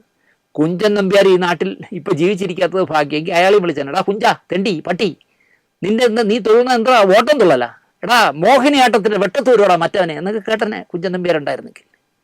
ഭാഗ്യം ഈ സ്ത്രീ വരും മുമ്പേ അങ്ങേരങ്ങ് പോയി. മണ്ടോദരി പുരാണത്തിലെ ഒരു വലിയ കഥാപാത്രമാണല്ലോ. ആ പേരിലാണ് മറിമായത്തിൽ സ്നേഹ അഭിനയിക്കുന്നത്. ശരീരപ്രകൃതി നോക്കി സ്നേഹയെ പണ്ടോദരിയാക്കി ഇവർ. KG ജോർജിൻ്റെ പഞ്ചവടിപ്പാലം എന്ന് പറഞ്ഞൊരു സറ്റയർ സിനിമ ഉണ്ടല്ലോ, അതിലെ പഞ്ചായത്ത് പ്രസിഡന്റ് ദുര്യോധനക്കുറുപ്പ് ഭരത് ഗോപി ചെയ്ത വേഷമാണല്ലോ ദുര്യോധനക്കുറുപ്പ്, മനോഹരമായി ചെയ്ത വേഷം. അദ്ദേഹത്തിൻ്റെ ഭാര്യയുടെ പേരും മണ്ടോദരി എന്നായിരുന്നു. ശ്രീവിദ്യയാണ് ആ വേഷം ചെയ്തത്. അവർക്ക് മോശമല്ലാത്ത തടിയുണ്ട്. ഇനിയിപ്പോൾ ശ്രീവിദ്യ പറയുമ്പോഴേ ഒരു പണ്ടോദരി എന്ന് വിളിക്കുമെന്ന് എനിക്കറിയില്ല. തടിച്ച പ്രകൃതക്കാരിയായ ശ്രീവിദ്യയ്ക്കായി വേളൂർ കൃഷ്ണൻകുട്ടി ഇട്ട പേരല്ല മണ്ടോദരി. ശ്രീവിദ്യ ജീവിച്ചിരിക്കുകയും സത്യഭാമയുടെ RLV രാമകൃഷ്ണനുമായിട്ടുള്ള ചുരുക്ക് അറിയുകയും അതിനെതിരെ ശ്രീവിദ്യ പ്രതികരിക്കുകയും ചെയ്തിരുന്നെങ്കിൽ ഈ ഭാമ ശ്രീവിദ്യയെയും പണ്ടോദരി എന്ന് വിളിക്കുമായിരുന്നു. ആരെയും ഇവർ എന്തും വിളിക്കും എന്നുള്ളതാണ് സത്യം. ഒരു ലക്കും ബ്രേക്കും ഇല്ലാത്ത, തലയ്ക്ക് സുഖമില്ലാത്ത സ്ത്രീയും തോന്നുന്നു ഇവരെ വർത്തമാനം കേട്ടാൽ. ഈ പെണ്ണുമ്പിള്ള വിചാരിക്കുന്നത് കലാമണ്ഡലം എന്ന് പേരിനൊപ്പം വയ്ക്കുകയും രാഷ്ട്രപതിയുടെ പതക്കം നേടിയ ഒരാളിൻ്റെ പേരുള്ളതിനാലും ഇവിടെ ആരെയും പേടിക്കണ്ട എന്നായിരിക്കും ഇവർ കരുതുന്നത്. കാരണം കലാമണ്ഡലം സത്യഭാമ വേറെയാണ്. രാഷ്ട്രപതി എന്നൊക്കെ പത്മശ്രീയോ പത്മഭൂഷണോ എന്തൊക്കെ വാങ്ങിയ മാന്യയായ കലാകാരിയായിരുന്നു. അവരുടെ അതേ പേരും വെച്ച് കലാമണ്ഡലം സത്യഭാമ എന്ന് പറഞ്ഞ് ഡ്യൂപ്ലിക്കേറ്റ്, മല്ലിക ചേച്ചിയുടെ ഭാഷയിൽ പറഞ്ഞാൽ ഡ്യൂപ്പായിട്ട് ഇറങ്ങിയിരിക്കുന്നതാണ്. അപ്പോൾ അവർ വിചാരിക്കുന്നത് കലാമണ്ഡലം എന്നുള്ളതുണ്ടെങ്കിൽ ആരെയും തെറി വിളിക്കാം എന്നായിരിക്കും. ബോഡി ഷെയ്മിങ് മാത്രമല്ല, സ്നേഹയുടെ ഭർത്താവ് ശ്രീകുമാറിനെയും ഇവർ അടച്ചാക്ഷേപിക്കുന്നു. എനിക്ക് ജനപിന്തുണ ഉണ്ടത്രേ. ആർക്കിവർ ഈ കൂതറക്കി ജനപിന്തുണ ഉണ്ടായാൽ ആരെയും മോശം പദപ്രയോഗം നടത്താമെന്ന് നിയമത്തിലുണ്ടോ എന്നെനിക്കറിയില്ല. എങ്കിൽ കേരളത്തിൽ ഇപ്പോൾ ഉള്ളതിൽ ഏറ്റവും കൂടുതൽ ജനപിന്തുണ ആൾ പിണറായി വിജയനാണല്ലോ. ആരെയും കയറി എന്തെങ്കിലും വിളിക്കുമോ അദ്ദേഹം? അപ്പം അതൊന്നുമല്ല, ഇത് എല്ലിൻ്റെ ഇടയിൽ കയറി കുത്തുന്നതിൻ്റെ കൊഴുപ്പാണ്. ജനപിന്തുണ ഉണ്ടെങ്കിൽ കൂടുതൽ വിനീതയാകുന്നതാണ് വിവരമുള്ളവർ ചെയ്യാറ്. എന്തെല്ലാം പറയാൻ പാടില്ല എന്നാണ് ഇവിടെ നിയമവും സമൂഹവും നിഷ്കർഷിക്കുന്നത്. അതെല്ലാം പോടെ പുല്ലേ എന്ന തരത്തിൽ എഴുന്നള്ളിക്കുകയാണ് ഈ പെണ്ണും പിള്ള. ഈശ്വരോ രക്ഷിതു എന്ന് മാത്രമേ ഇനി പറയാനൂ. അടുത്ത കഥ ചെറിയ ക്ലാസ്സിൽ ഞാൻ പഠിച്ചൊരു പാഠമാണ്. രണ്ട് കൂട്ടുകാർ കാനന നടുവിലൂടെ നടന്നു പോവുകയാണ്. പെട്ടെന്ന് ഒരു കരടി അവരുടെ മുമ്പിൽ പ്രത്യക്ഷപ്പെട്ടു. അത് കണ്ട മരം കയറാൻ അറിയാവുന്ന ഒരു സുഹൃത്ത്, ആ രണ്ടുപേരിൽ ഒരാൾ ഓടി, കൂട്ടുകാരനെ ഉപേക്ഷിച്ചിട്ട് ഓടി ഒരു മരത്തിൽ കയറി. അത് കണ്ട എന്താ പറയുക, കരടി അത് കണ്ടോണ്ട് വരികയാണല്ലോ. അവൻ രക്ഷപ്പെട്ടു. കരടിക്ക് മരം കയറാനൊക്കെ അറിയാം, എന്നാലും അവനെ അങ്ങ് വിട്ടു. രക്ഷപ്പെടാൻ കഴിയാത്തതിനാൽ ബോധം കെട്ട് നിലത്ത് നിന്ന കൂട്ടുകാരൻ മറിഞ്ഞടിച്ച് വീണു. കരടി വന്ന് നിലത്ത് കിടക്കുന്നതിനെ മണപ്പിച്ച് നോക്കി. അപ്പോൾ മണപ്പിച്ച് നോക്കുമ്പോൾ ജീവനുണ്ടോ എന്നാണ് മണപ്പിച്ച് നോക്കിയത്. മോളിൽ നിന്ന് മറ്റേ കൂട്ടുകാരൻ നോക്കുമ്പോൾ കരടി കൂട്ടുകാരനോട് എന്തോ രഹസ്യം കാതിൽ പറയാണെന്ന് തോന്നി. ബോധം പോയവൻ ബോധം വന്നിട്ടും ശ്വാസം അടക്കി പിടിച്ച് കിടന്നു, ചത്തുപോയി എന്നുള്ള രീതിയിൽ. കരടി അവൻ്റെ മൂക്കിലും കാതിലുമൊക്കെ മണപ്പിച്ചിട്ട് പതിയെ നടന്നുപോയി. കരടി നടന്നു മറഞ്ഞു എന്ന് കണ്ടപ്പോൾ മരത്തിൽ കയറിയവൻ നിലത്തിറങ്ങി. കൂട്ടുകാരൻ്റെ അടുത്ത് ചെന്ന് കുലുക്കി വിളിച്ചു. അപ്പോൾ അവൻ എണീറ്റു. കരടി എന്താടാ നിൻ്റെ കാതിൽ പറഞ്ഞത് എന്ന് സുഹൃത്ത് ചോദിച്ചു. ഉത്തരം രസകരമായിരുന്നു. ആപത്തിൽ സഹായിക്കാത്തവൻ നല്ല സുഹൃത്തല്ല, സൂക്ഷിക്കണം അവനെ എന്നാണ് കരടി എൻ്റെ കാതിൽ പറഞ്ഞത്. ചങ്ങാതി നന്നായാൽ കണ്ണാടി വേണ്ടെന്നും കരടി പറഞ്ഞു. ഇങ്ങനെ ചുമ്മാ കയറ്റി കൊടുത്തു. ഞാനിപ്പോൾ ഈ രണ്ട് കൂട്ടുകാരെ പറ്റിയും കരടിയെ പറ്റിയും ഓർക്കാൻ കാര്യം, ബബ്ബ സിനിമ തിയേറ്ററിൽ റിലീസായ അന്ന് തന്നെ ഞാൻ ഒരു പടവും റിലീസ് ചെയ്യുന്ന ദിവസം കാണുന്നതല്ല, തിരക്ക് കുറയുന്ന കാലത്താണ് പോയി കാണാറ്. ഇത്തവണ എൻ്റെ ഭാര്യ ഭയങ്കരമായിട്ട് നിർബന്ധിച്ചു, ആണ് ഇന്ന് തന്നെ കാണണമെന്ന്. അപ്പോൾ തിരുവനന്തപുരം ന്യൂ തിയേറ്ററടക്കം ഞാൻ ഒരുപാട് അടുത്ത് വിളിച്ചു. ലാൽ ക്രിയേഷനിലെ ഹരിയെ വിളിച്ചിട്ട് എവിടെന്നെങ്കിലും ടിക്കറ്റ് തരപ്പെടുത്താമെന്ന് ചോദിച്ചു. ദിലീപിൻ്റെ ഫാൻസ് അസോസിയേഷൻ്റെ നേതാവ് റിയാസിനെ വിളിച്ചു. ഒരിടത്തും ടിക്കറ്റ് കിട്ടുന്നില്ല. അങ്ങനെ പോകുമ്പോൾ തിരുവനന്തപുരത്ത് പേയാട് എന്ന് പറഞ്ഞ സ്ഥലത്ത് SP എന്ന് പറഞ്ഞൊരു തിയേറ്ററുണ്ട്. അവിടെ ടിക്കറ്റ് ഉണ്ടായിരുന്നു രാത്രി 12 മണിക്ക്. അങ്ങനെ ഞങ്ങൾ 12 മണിക്കുള്ള പാതിര ഷോ കണ്ടിരിക്കുമ്പോൾ കരടി പറഞ്ഞ സൂക്തകം ഞാൻ അറിയാതെ ഓർത്തുപോയി. ആപത്തിൽ എന്താ പറയുക, സഹായിക്കാത്തവൻ, അല്ലെങ്കിൽ ആപത്തിൽ കൈതരാത്തവൻ, അല്ലെങ്കിൽ കണ്ണാടി നന്നായാൽ ചങ്ങാതി വേണ്ട എന്ന് പറഞ്ഞതുപോലെ, എന്താ പറയുക, എനിക്ക് ആ പടം കണ്ടുകൊണ്ടിരുന്നപ്പോൾ അങ്ങനെയൊക്കെയാണ് തോന്നിയത്. ആപത്തിൽ സഹായിക്കാത്ത ഒരാളെയും ചങ്ങാതിയായി കൂട്ടരുത്. നടിയെ ആക്രമിച്ച കേസിൽ ദിലീപിൻ്റെ പേരിൽ കേസ് വന്നപ്പോൾ ഇവിടുത്തെ സിനിമാ സംഘടനകളെല്ലാം അയാളെ പുറത്താക്കാനായിട്ട് മത്സരിക്കുകയായിരുന്നു. എന്നിട്ട് അയാൾ ജാമ്യത്തിൽ ഇറങ്ങിയപ്പോൾ അയാളെ വെച്ച് സിനിമ എടുത്ത വേന്ദ്രന്മാരും ഉണ്ട്. ഈ പുറത്താക്കിയ വേന്ദ്രൻ തന്നെ നേരെ അങ്ങ് വീട്ടിൽ ചെല്ലുമല്ലോ, ദിലീപിൻ്റെ വീട്ടിൽ, നമുക്ക് ഒരു സിനിമ ചെയ്താലോ എന്നൊക്കെ പറഞ്ഞ് ചെല്ലുമല്ലോ. അങ്ങനെ ചെയ്തു. അമ്മയുടെ മീറ്റിംഗ് നടക്കുകയാണ് മമ്മൂട്ടിയുടെ വീട്ടിൽ. അവിടെ മീറ്റിംഗ് കൂടുമ്പോൾ ഒരു യുവനടൻ ക്യാമറകളെ നോക്കി പറഞ്ഞ വാചകം മലയാളി മറക്കാൻ ഇടയില്ല. നമ്മളാരും മറന്നാലും ദിലീപ് മറക്കാൻ ഇടയില്ല. കമ്മിറ്റി കഴിയട്ടെ, ഞാൻ ചിലത് പറയും, കമ്മിറ്റി അത് അംഗീകരിച്ചില്ല എങ്കിൽ പുറത്തു വന്ന് ഞാൻ ചിലത് പറയാം എന്നായിരുന്നു അയാളുടെ ഭീഷണി. ശരിക്കും മമ്മൂട്ടി അടക്കം ആ ഭീഷണിയിൽ വിഷമിച്ചു, തല താഴ്ത്തി കൊടുത്തു എന്ന് വേണമെങ്കിൽ പറയാം. ഞാനടക്കം, സുരേഷ് ഗോപി അടക്കം ഏറ്റിട്ട് നടക്കാത്ത, അമ്മയ്ക്ക് എന്താ പറയുക, ഫണ്ടുണ്ടാക്കാൻ എടുക്കാനിരുന്ന സിനിമ ഏറ്റെടുത്ത് നടത്തുക മാത്രമല്ല, അതായത് ഞാനടക്കം എന്ന് പറഞ്ഞാൽ മമ്മൂട്ടി അടക്കം, സുരേഷ് ഗോപി അടക്കം 6 വർഷക്കാലം ഇവരെല്ലാം ചർച്ച ചെയ്തു അമ്മയ്ക്ക് വേണ്ടിയുള്ള സിനിമ തുടങ്ങാമെന്ന്. പക്ഷേ എങ്ങും എത്തിയില്ല. അപ്പോഴാണ് ഞാൻ ആ സിനിമ ഏറ്റെടുക്കുന്നു, സിനിമ പരാജയപ്പെട്ടാലും വിജയിച്ചാലും ഞാൻ 5 കോടി രൂപ അമ്മയ്ക്ക് ലാഭവിഹിതമായി തരാമെന്ന് ഏറ്റിട്ട് അയാൾ പടം വലിയ വിജയമായതുകൊണ്ട് 20-22 കോടി രൂപ അയാൾക്ക് കിട്ടി. അപ്പോൾ അയാൾ 6.5 കോടി കൊടുത്ത മനുഷ്യനെയാണ് പുറത്താക്കണമെന്ന് വാദിച്ചത് എന്നൊക്കെ മമ്മൂട്ടി ചിന്തിച്ചിരിക്കാം. കോടതി 8.5 വർഷത്തിന് ശേഷം ദിലീപിനെ വിട്ടയച്ചത് കേട്ടപ്പോഴെങ്കിലും ആലപ്പി അഷ്റഫ് കാണിച്ച മര്യാദ പോലും ഈ വാചകങ്ങൾ അടിച്ച ഒരു നടനും കാണിച്ചില്ല. ആലപ്പി അഷ്റഫ് കാണിച്ചു. ഞാൻ നിങ്ങളെ ഒരുപാട് എതിർത്തു, കാരണം നിങ്ങൾ എൻ്റെ 2 കഥ കേട്ടിട്ട് എനിക്ക് ഡേറ്റ് തരാതെ എന്നെ പറ്റിച്ചതിൻ്റെ ദേഷ്യത്തിൽ ഞാൻ എതിർത്തു. പക്ഷേ കോടതി നിങ്ങളെ നിരപരാധി എന്ന് പറഞ്ഞ് പുറത്തു വിടുമ്പോൾ ഞാൻ സോറി പറയുന്നു എന്നാണ് ആലപ്പി അഷ്റഫ്, അത്രയും മാന്യത അയാൾ കാണിച്ചു. പക്ഷേ ഞാൻ കമ്മിറ്റി കഴിഞ്ഞ് പുറത്ത് വരട്ടെ, ഞാൻ ഇപ്പോൾ കാണിച്ചു തരാം എന്നൊക്കെ പറഞ്ഞ് ആട്ടിത്തരാം എന്നൊക്കെ പറഞ്ഞ് പോയവൻ ഈ വിധി വന്ന ശേഷം പോലും മിണ്ടിയിട്ടില്ല. എനിക്കൊരു തെറ്റ് പറ്റിയതാണ്, ഇപ്പോൾ അദ്ദേഹത്തെ നിരപരാധി എന്ന് പറഞ്ഞ് വിട്ടിരിക്കുന്നു, അന്ന് ഞാൻ അയാളെ പുറത്താക്കിയില്ല എങ്കിൽ, ഞാൻ പറഞ്ഞതുകൊണ്ടാണല്ലോ അദ്ദേഹത്തിനെ പുറത്താക്കിയത്, അതിലെനിക്ക് വിഷമമുണ്ടെന്നൊരു വാക്ക് പറഞ്ഞില്ല. ഒരു പെണ്ണും പിള്ള തനിക്കുള്ള പക തീർക്കാനായി മൈക്കിന് മുന്നിൽ കാച്ചിയ വാചകമടി വിശ്വസിച്ചത് എൻ്റെ തെറ്റായിരുന്നു എന്നെങ്കിലും ആ പറഞ്ഞ നടൻ പറയണമായിരുന്നു.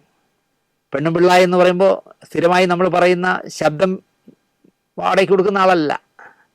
മലയാളത്തിലെ എന്താ പറയുക, ലേഡി സൂപ്പർ സ്റ്റാർ തേങ്ങ എന്നൊക്കെ പറഞ്ഞ് നടക്കണില്ലേ, അവർ പറഞ്ഞത് വിശ്വസിച്ചുകൊണ്ടാണല്ലോ ദിലീപാണ് ഈ കേസൊക്കെ ചെയ്തത് എന്ന് പറഞ്ഞ് അയാൾ അമ്മയിൽ നിന്ന് പുറത്താക്കണമെന്ന് യുവനടൻ വാശി പിടിച്ചത്.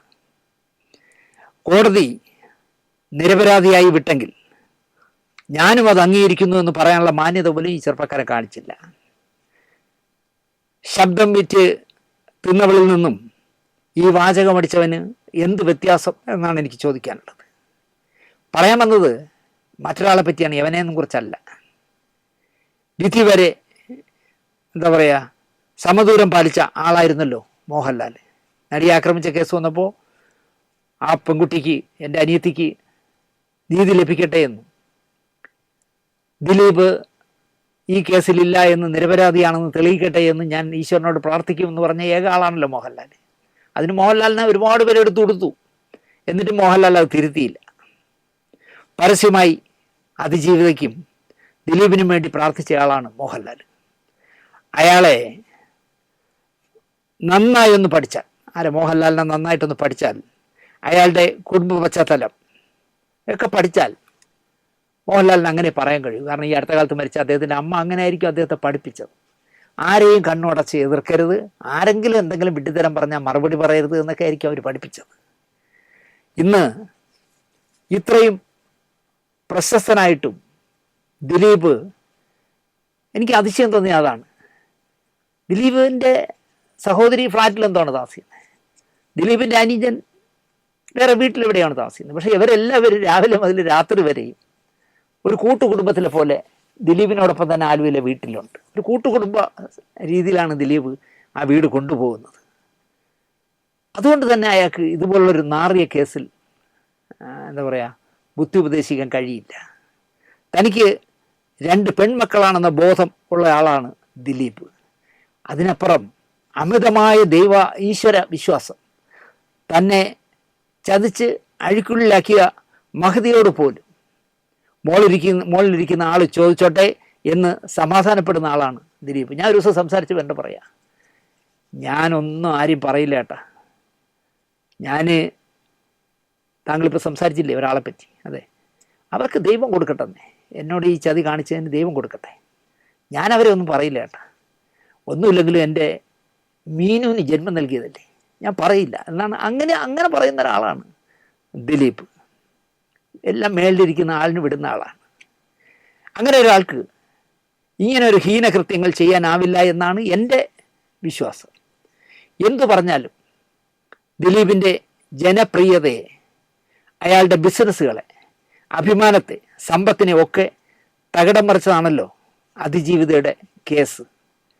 പുതിയ ചിത്രത്തിൽ തൻ്റെ ലാലേട്ടൻ ഒരു വേഷം ചെയ്താൽ സിനിമയുടെ തലവരെ മാറുമെന്ന് ദിലീപ് ചിന്തിക്കുക സ്വാഭാവികം. കാരണം എഴുതി വരുമ്പോൾ അങ്ങേർക്ക് പറ്റിയൊരു വേഷമാണെന്ന് തോന്നിയിരിക്കാം. അദ്ദേഹം കൂടെ സഹകരിച്ചാൽ ഗോകുലം ഗോപാലേട്ടൻ എത്ര കോടി മുടക്കിയാലും അത് തിരിച്ചു പിടിക്കാൻ കഴിയുമെന്ന് അയാൾക്ക് തോന്നിയിരിക്കാം. ബബ്ബബ്ബയിലെ ചെറുതും വലുതും അല്ലാത്ത വേഷം ചെയ്ത് കാശിൻ്റെ ആർത്തിയിലാവില്ല മോഹൻലാൽ സഹകരിച്ചത് എന്നാണ് എൻ്റെ വിശ്വാസം. ദിലീപിനെ സഹായിക്കുക എന്നത് തന്നെയാകും, അത് ഉറപ്പാണ്. എന്തായാലും ദിലീപിൻ്റെ ഒരു സിനിമയും ഇവിടെ ഓടിക്കാൻ സമ്മതിക്കില്ല. തിയേറ്ററുകളും പ്രേക്ഷകരും എൻ്റെ തന്തയുണ്ടാക്കിയതാണെന്ന് വീമ്പടിച്ച അലവലാദികൾക്ക് മോഹൻലാൽ നൽകിയ ട്രീറ്റ്മെൻറ്റ് അഭിനന്ദനം അർഹിക്കുന്നു എന്ന് ഞാൻ പറയും. ബബ്ബബ്ബ കളിച്ച തിയേറ്ററിൻ്റെ പരിസരത്ത് വല്ലതും ഈ വാചകമടിച്ച കൂതറകൾ വന്നിരുന്നുവെങ്കിൽ വിവരം അറിഞ്ഞേനെ എന്നാണ് എനിക്ക് പറയാനുള്ളത്. ഞാൻ പറഞ്ഞില്ലേ, പുതിയ പടം വരുന്ന ദിവസം കാണുന്ന ആളല്ല. ബബ്ബബ്ബ കാണാൻ സിന്ധു പ്രേരിപ്പിച്ചുകൊണ്ട് ഞാൻ പോയപ്പോൾ ആ തിയേറ്ററിൽ ദിലീപിൻ്റെ ആരാധകരുടെ ഒരു സന്തോഷവും ബഹളവും കാണണമായിരുന്നു. അവരുടെ മുമ്പിൽ വല്ലതും ചെന്ന് ചാടിക്കൊടുത്തതിന് മഞ്ഞപ്പാൽ പുറത്തു വന്നേ. ഇനിയെങ്കിലും ആളും തരവും നോക്കി കളിക്കാൻ നോക്ക് എന്നാണ് മാന്യരായവരോട് എനിക്ക് പറയാനുള്ളത്. ദിലീപേ, മോഹൻലാൽ എന്ന വലിയ മനുഷ്യൻ്റെ മഹത്വം നിങ്ങളെന്നും ഓർക്കണം എന്നാണ് ഈ ബബ്ബബ്ബയിൽ മോഹൻലാൽ സഹകരിച്ചതിനെ പറ്റി എനിക്ക് നിങ്ങളോട് പറയാനുള്ളത്. അടുത്ത കഥ. ഞാൻ വെറുതെ കാട് കയറി കാര്യങ്ങൾ ചിന്തിക്കുന്ന ഒരാളാണ്. അങ്ങനെ ഞാൻ ആലോചിച്ച ഒരു കാര്യമാണ് പറയുന്നത്.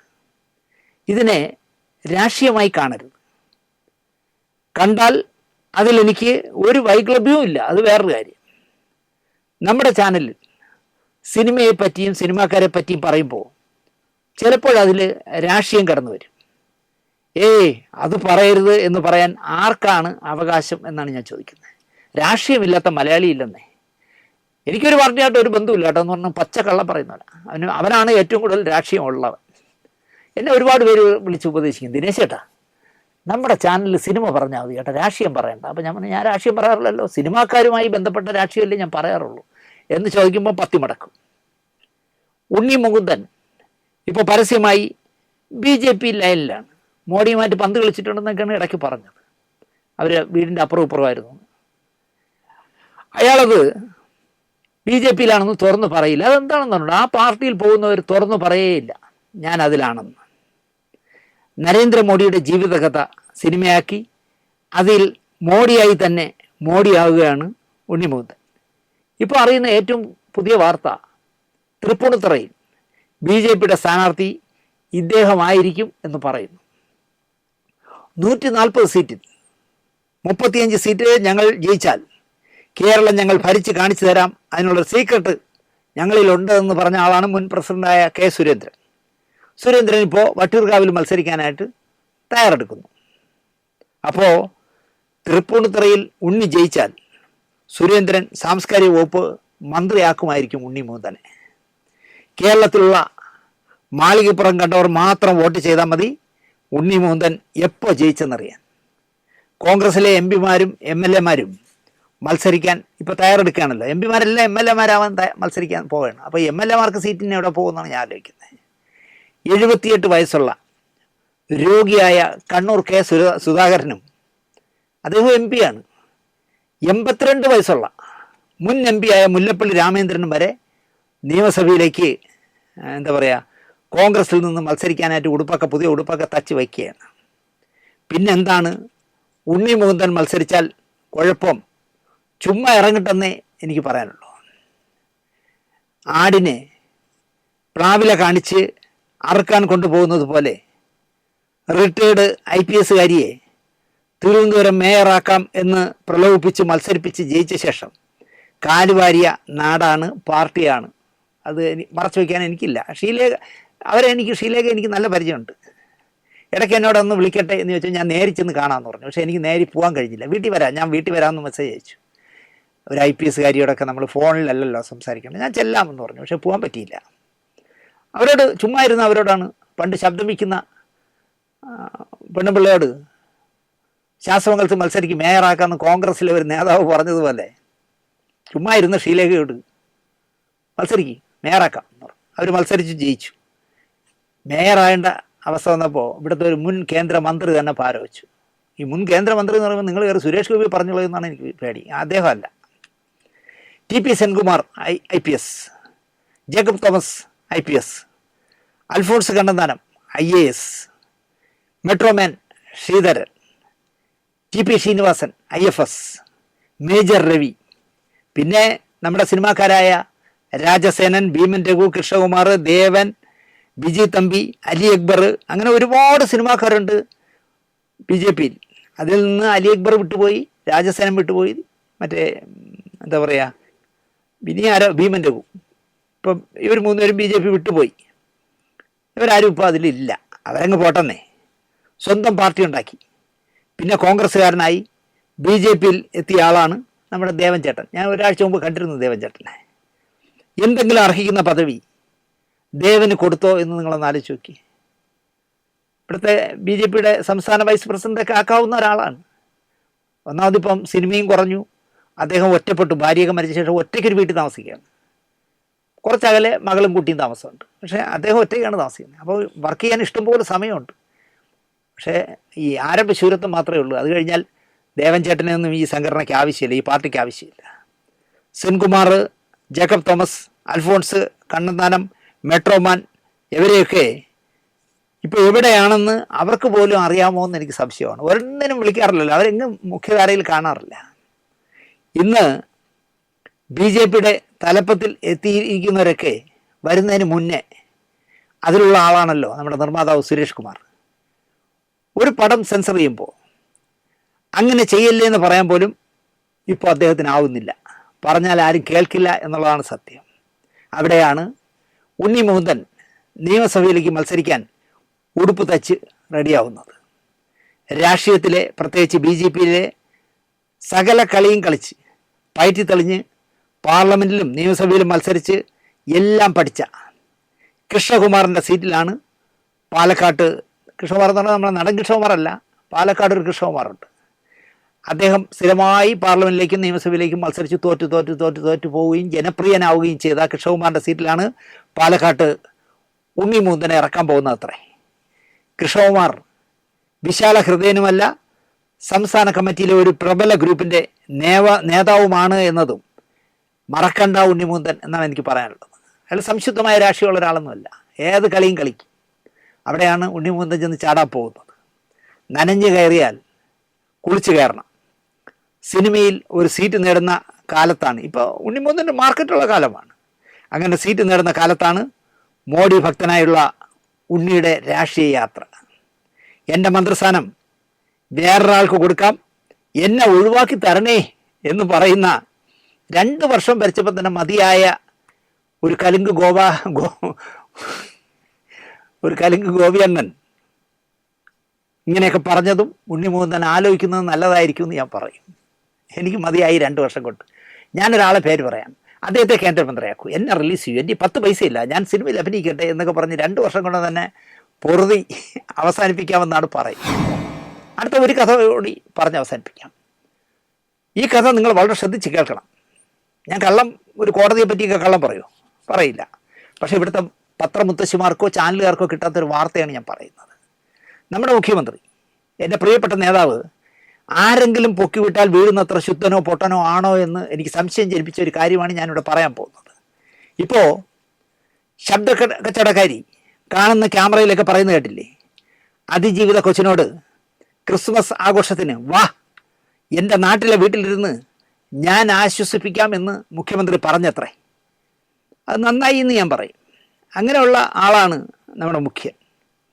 ആശ്വാസം നേടാനായി അതിജീവിത കൊച്ചിയെ മുഖ്യമന്ത്രിയുടെ പിണറായിയിലെ വീട്ടിൽ ചെന്നത്രേ. 1/2 മണിക്കൂർ മുഖ്യമന്ത്രി ആ പെൺകുട്ടിയെ ആശ്വസിപ്പിച്ചത്രേ. ഒന്നെടുത്താൽ ഒന്ന് ഫ്രീ എന്ന് പറഞ്ഞ കണക്ക് ഈ ശബ്ദ കച്ചവടക്കാരി റിട്ടയർഡ് കൂടെ പോയോ എന്ന് എനിക്കറിയില്ല. അതാണ് ഇപ്പോഴത്തെ പണി. ഇങ്ങനെ മുഖ്യമന്ത്രിയൊക്കെ പോകുന്നിടത്ത് ഈ അതിജീവിത കൊച്ചിനെയും കൊണ്ട് നടക്കലാണ് ഇപ്പം മുഖ്യ പണി, വേറെ പണിയൊന്നുമില്ല. ആർജവമുള്ള മനുഷ്യനാണെങ്കിൽ ഈ ഐറ്റംസിനോട് കടക്ക് പുറത്തൊന്ന് പറയേണ്ടതാണ്. പഴയ ഫ്ലാഷ് ബാക്ക് ആലോചിച്ചാൽ പഴയ കള്ള പീഡന കഥ മുഖ്യമന്ത്രി പ്രായം ഏറുന്നതിനാൽ മറന്നിരിക്കാനാണ് സാധ്യത. അല്ലെങ്കിൽ കടക്ക് പുറത്തൊന്ന് പറഞ്ഞാൽ, കാരണം തൃശ്ശൂരിൽ നിന്നൊരു കടം വാങ്ങിച്ച് പൈസ തിരിച്ചു കൊടുക്കാൻ വേണ്ടി പീഡന കഥയായിട്ട് വന്നൊരു പെങ്കൊച്ചിനെ പത്രസമ്മേളനത്തിന് മുഖം മൂടിയൊക്കെ വെച്ച് കൊണ്ടിരുത്തിയിട്ട് ഈ ശബ്ദ കച്ചവടക്കാരിയുടെ ഭാവപ്രകടനം കാണണമായിരുന്നു. ഇവളെ എന്നാലും പീഡിപ്പിച്ചല്ലോ എന്നൊക്കെ പറഞ്ഞ് മുഖ്യമന്ത്രിയെ ആദ്യ പിണറായി സർക്കാരിനെ നാറ്റിയ ആളാണ്. അതിജീവിത കൊച്ച് സ്വന്തം അമ്മയല്ലല്ലോ ഈ ഇടിച്ചു കയറൽ കഥാപാത്രത്തിനെയല്ലേ ഇപ്പോൾ കൊണ്ടു കിടക്കുന്നത്.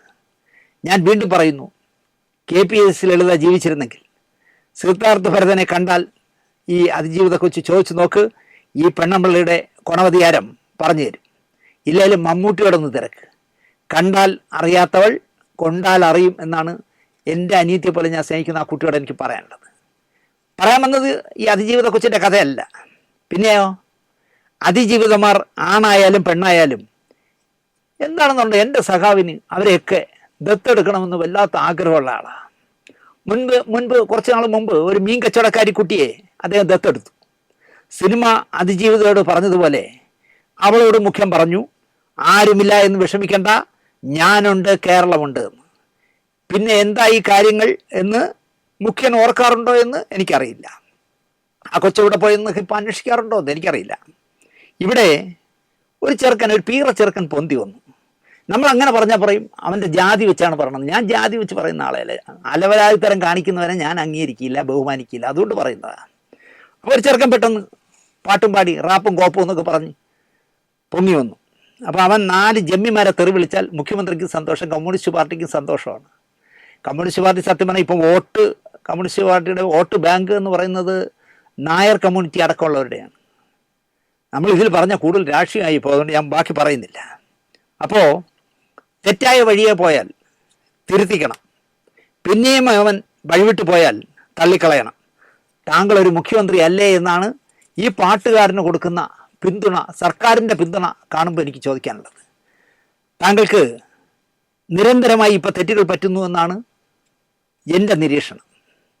സദാ ജാതി പറയുന്ന ഒരു അവസരവാദിയെ മുഖ്യമന്ത്രിയുടെ സ്റ്റേറ്റ് കാറിൽ അദ്ദേഹം ഗമയിൽ കെട്ടിയെഴുന്നള്ളിച്ചു നടന്നല്ലോ ശബരിമലയിൽ, പമ്പയിൽ. പെരുന്ന സുകുമാരൻ നായരെയോ പുന്നല ശ്രീകുമാറിനെയോ കാന്തപുരം മുസലിയാരെയോ കാറിൽ കയറ്റിയിട്ടുണ്ടോ ഈ മുഖ്യൻ എന്നാണ് എനിക്ക് ചോദിക്കാനുള്ളത്. ഇയാളെക്കാൾ 4 ബെറ്റർ അല്ലേ ഈ പറഞ്ഞ ആളുകളൊക്കെ? അവരെ ഒരിക്കലും അദ്ദേഹത്തിൻ്റെ സ്റ്റേറ്റ് കാർ നമ്പർ 1 കയറ്റിയിട്ടില്ല, ഒരിക്കലും ഇല്ലേ ഇല്ല എന്ന് തന്നെ ഞാൻ പറയും. എന്നാൽ ഈ ജാതി കോമരത്തെ കാറിൽ കയറ്റി ക്യാമറകൾക്ക് മുന്നിൽ കൊണ്ടിറക്കി വിട്ടിട്ട് കണ്ടോടാ എൻ്റെ അപ്പോൾ ആരാണ് എന്ന മട്ടിൽ അളിഞ്ഞ ഒരു ചിരിയുമായി പോകുന്നത് കണ്ടപ്പോൾ കമ്മ്യൂണിസ്റ്റുകാരനായിപ്പോയതിൽ സത്യമായിട്ട് എൻ്റെ തൊലി ചുളിഞ്ഞു പോയി എന്ന് ഞാൻ പറയും. അത് സഖാവിന് പിടിച്ചാലും ശരി, ഇല്ലെങ്കിലും ശരി. പറഞ്ഞു വന്നതിൽ നിന്ന് വീണ്ടും വഴിമാറി. മേളിൽ പറഞ്ഞവരാരും താങ്കളുടെ കാറിൽ കയറാൻ വരില്ല. കാരണം സ്വന്തം സമുദായത്തോടും സ്വന്തം ആത്മാഭിമാനത്തോടും മതിപ്പുള്ളവരാണ് ഞാൻ ഈ പറഞ്ഞ സുകുമാരൻ നായരായാലും ശരി, പുന്നല ശ്രീകുമാർ ആയാലും ശരി, കാന്തപുരം മുസലിയാരായാലും ശരി. അങ്ങനെ സ്വന്തം ജാതിയോടും സ്വന്തം സത്വത്തോടും സ്വാഭിമാനമുള്ളവർ നിങ്ങളുടെ കൂടെ ഇങ്ങനെ ഫാഷൻ പരേഡിനൊന്നും വരില്ല. ഒരമ്മ പെറ്റ അനുജനും ജ്യേഷ്ഠനും പോലെ കാണേണ്ടതല്ലേ CPIയെയും CPMനെയും എന്നാണ് എനിക്ക് മുഖ്യമന്ത്രിയോട് ചോദിക്കാനുള്ളത്. CPI എന്ന പാർട്ടിയെയും അതിൻ്റെ നേതൃസ്ഥാനത്തിരിക്കുന്ന ബിനോയ് വിശ്വം എന്ന കറകളഞ്ഞ മാന്യനെയും തെറി പറഞ്ഞിട്ട് ഈ കാറിൽ കൊണ്ടു നടക്കുന്ന അല്പനെ എൻ്റെ മുഖ്യമന്ത്രി, എൻ്റെ നേതാവ് കമാന്ന അക്ഷരം കൊണ്ട് ശാസിച്ചില്ല.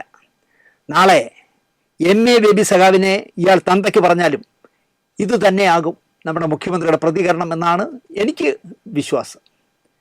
പെണ്ണുപിടിയിൽ മാസ്റ്റർ ഡിഗ്രിയും ലഹരി ഉപയോഗത്തിൽ ഡോക്ടറേറ്റും പുലിനഖം മഴു കണക്കിൽപ്പെടാത്ത കാശ് കൂടെ ഗുണ്ടാസംഘം ഇവയൊക്കെ കൊണ്ടുനടക്കുന്ന ചെറുക്കനെ പ്രോത്സാഹിപ്പിക്കുന്ന നയമല്ലേ എൻ്റെ നേതാവിന് എന്ന് ഞാൻ തുറന്നു ചോദിക്കുന്നു. അവൻ മറ്റേ മാങ്കൂട്ടത്തിൻ്റെ അപ്പൂപ്പനായി വരും പെൺവിഷയത്തിൽ. നമ്മുടെ ശബ്ദ കച്ചവടക്കാരി പറയുമ്പോലെ ഉഭയസമ്മതപ്രകാരം ഒരു പെണ്ണിനെ പീഡിപ്പിച്ച് നശിപ്പിച്ച് കുളമാക്കി എന്ന് പറഞ്ഞാൽ അവൾ പരാതി കൊടുത്തതിനെ പറ്റി ഈ ശബ്ദം വയ്ക്കുന്നുള്ളു പറഞ്ഞതാണ്. ഉഭയസമ്മതപ്രകാരം, ഈ ഉഭയസമ്മതമൊക്കെ ഉള്ളതുകൊണ്ടായിരിക്കും അതിനെ ന്യായീകരിക്കുന്നതെന്ന് എനിക്ക് തോന്നുന്നു. ഉഭയസമ്മതപ്രകാരം എന്ന് ന്യായീകരിച്ചു. പക്ഷേ ഈ എന്താ പറയുക, അല്പൻ ചെറുക്കൻ കാമവെറിയനാണ് എന്ന് ഇനിയെങ്കിലും മുഖ്യമന്ത്രി ഓർക്കുന്നത് നല്ലതാണ്. സ്റ്റേറ്റ് ഗസ്റ്റെങ്കിലും ആക്കരുത് ഇനിയെങ്കിലും എന്നാണ് എനിക്ക് അദ്ദേഹത്തോട് പറയാനുള്ളത്. എനിക്ക് നാണം തോന്നുന്നു ഈ ചെറുക്കനെ കൊണ്ടു കിടക്കുന്ന കാണുമ്പോൾ.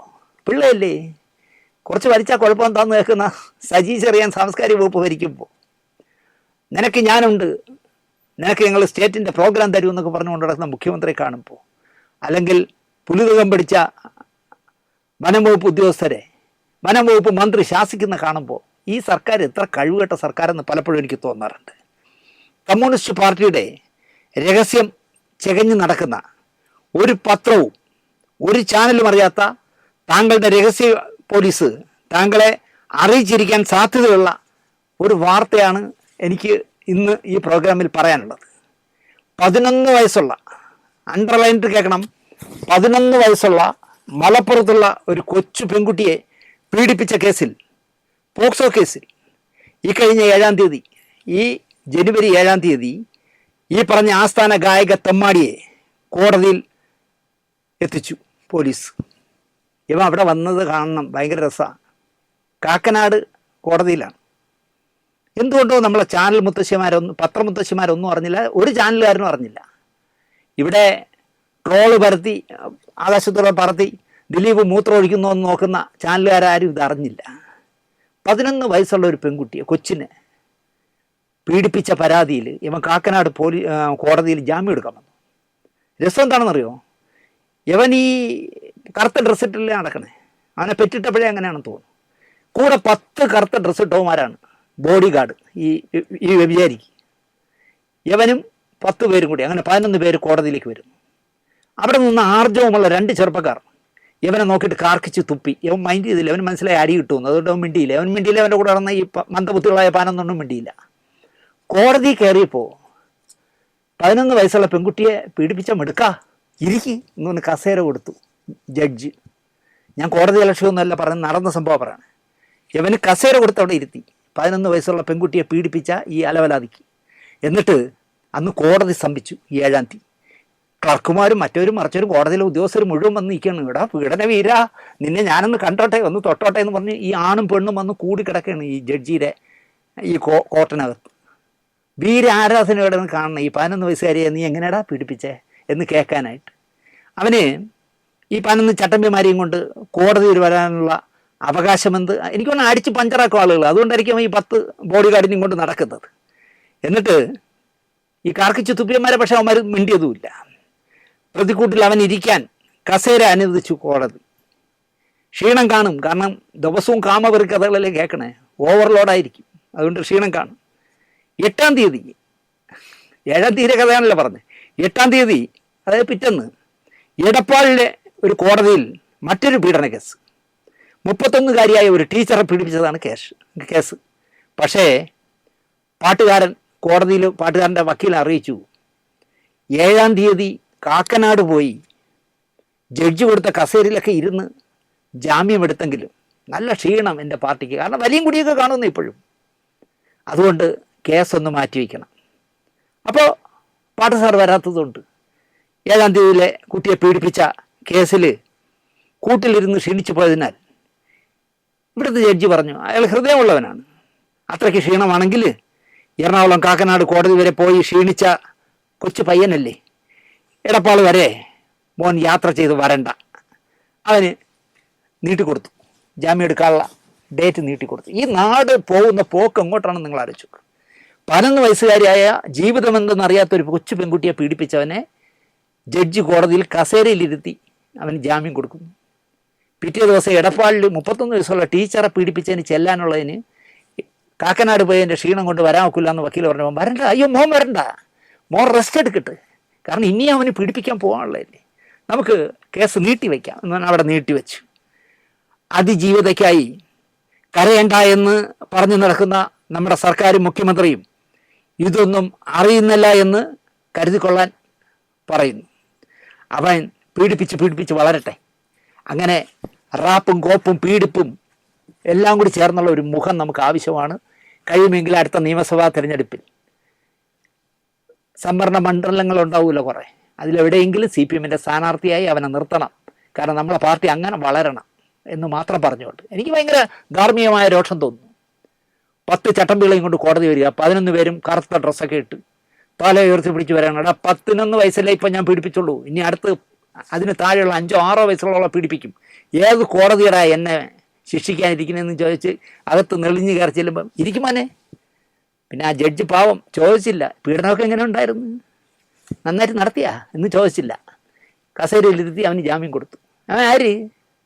പക്ഷെ നമ്മൾ പറഞ്ഞാൽ പറയും അവൻ ഉന്നത കുല ജാതനല്ലാത്തതുകൊണ്ട് ദിനേശ് ചീത്ത പറഞ്ഞു. ഞാനതൊന്നും പുല്ല് വകവയ്ക്കില്ല. കാരണം ജീവിതം ഒരു തുറന്ന പുസ്തകമായ സുഹൃത്തുക്കൾ മുഴുവൻ വേണമെങ്കിൽ നിങ്ങൾക്ക് ആർക്കെങ്കിലും അറിയണമെന്നുണ്ടെങ്കിൽ തിരുവനന്തപുരത്ത് നിന്ന് 8 കിലോമീറ്ററേ ഉള്ളൂ നേമം. ആ നേമത്തിൽ ചെന്നിട്ട് ശാന്തിവിളയ്ക്ക് അടുത്താണ് കുറുവാണി, അതിൻ്റെ അടുത്താണ് കൊളക്കുടിയൂർ കോണം. കൊളക്കുടിയൂർ കോണത്താണ് CPM-ൻ്റെ പൊന്നമംഗലം വാർഡ് മെമ്പറായിരുന്ന സഖാവ് ഷാജി താമസിക്കുന്നത്. ഷാജിയെ കണ്ടിട്ട് ചോദിക്കുക, ദിനേശ് ഒരു ജാതി കോമരമാണെന്ന്. അയാൾ ചിലപ്പോൾ അടി തരും. അയാൾ ഏക്കാനേക്കാളും മാന്യനായി നടക്കുന്ന ആളാണ്. പക്ഷേ ഇങ്ങനൊരു ചോദ്യം ചോദിച്ചാൽ ചിലപ്പോൾ ഷാജി അടിക്കും. ഷാജിമാർക്കറിയാം ദിനേശിൻ്റെ ജാതിയുടെയും മതത്തിൻ്റെയും ഒക്കെ വേലിക്കെട്ടുകളെ തകർക്കുന്ന, അവരോട് ഒരു സന്ധിയും ചെയ്യാത്ത ഒരാളാണ് ഞാൻ. അതുകൊണ്ട് തന്നെ ഈ വേടൻ എന്ന് പറഞ്ഞ അലവലാതിയെക്കുറിച്ച് പറയുമ്പോൾ ജാതീയമായി എന്നെ കോൺട്ര ചെയ്യാൻ ശ്രമിച്ചാൽ പുല്ലേ മാത്രമെന്നേ ഞാൻ പറയുള്ളൂ. പക്ഷേ ഇവിടുത്തെ ചാനലുകളും ഇവിടുത്തെ പത്രങ്ങളും എന്തുകൊണ്ട് അറിഞ്ഞില്ല, കാക്കനാട് കോടതിയിൽ 11 വയസ്സായ ഒരു കുട്ടിയെ പീഡിപ്പിച്ച് ഇവൻ ജാമ്യം എടുക്കാൻ വന്നെന്നും, പിറ്റേ ദിവസം എടപ്പാളിൽ 31 വയസ്സായ ഒരു ടീച്ചറെ പീഡിപ്പിച്ചതിൻ്റെ ജാമ്യം എടുക്കാൻ പോയില്ല എന്നും അറിയാത്തത് എന്ത്, അല്ലെങ്കിൽ അറിഞ്ഞിട്ട് കൊടുക്കാത്തതാണോ എന്നെനിക്കറിയില്ല. പക്ഷേ എന്തായാലും രഹസ്യാന്വേഷണ വകുപ്പ് മുഖ്യമന്ത്രിക്ക് അത് റെഫർ ചെയ്തിരിക്കുമെന്ന് ഞാൻ വിശ്വസിക്കുന്നു. മുഖ്യമന്ത്രി അത് കണ്ടതായി ഭാവിച്ച് കാണില്ല. കാരണം നമ്മളെ പയ്യനല്ലേ, പീഡിപ്പിച്ച് വളരണം, പാർട്ടിയിൽ നാളെ നേതാവാകേണ്ടവനാണ്. യവനെ പിടിച്ച് സംസ്ഥാന സെക്രട്ടറിയേറ്റ് ആക്കിക്കളയുമെന്നോ. കൂടുതൽ ഞാൻ പറയുന്നില്ല, എൻ്റെ സമയം മോശം. നന്ദി, നമസ്കാരം.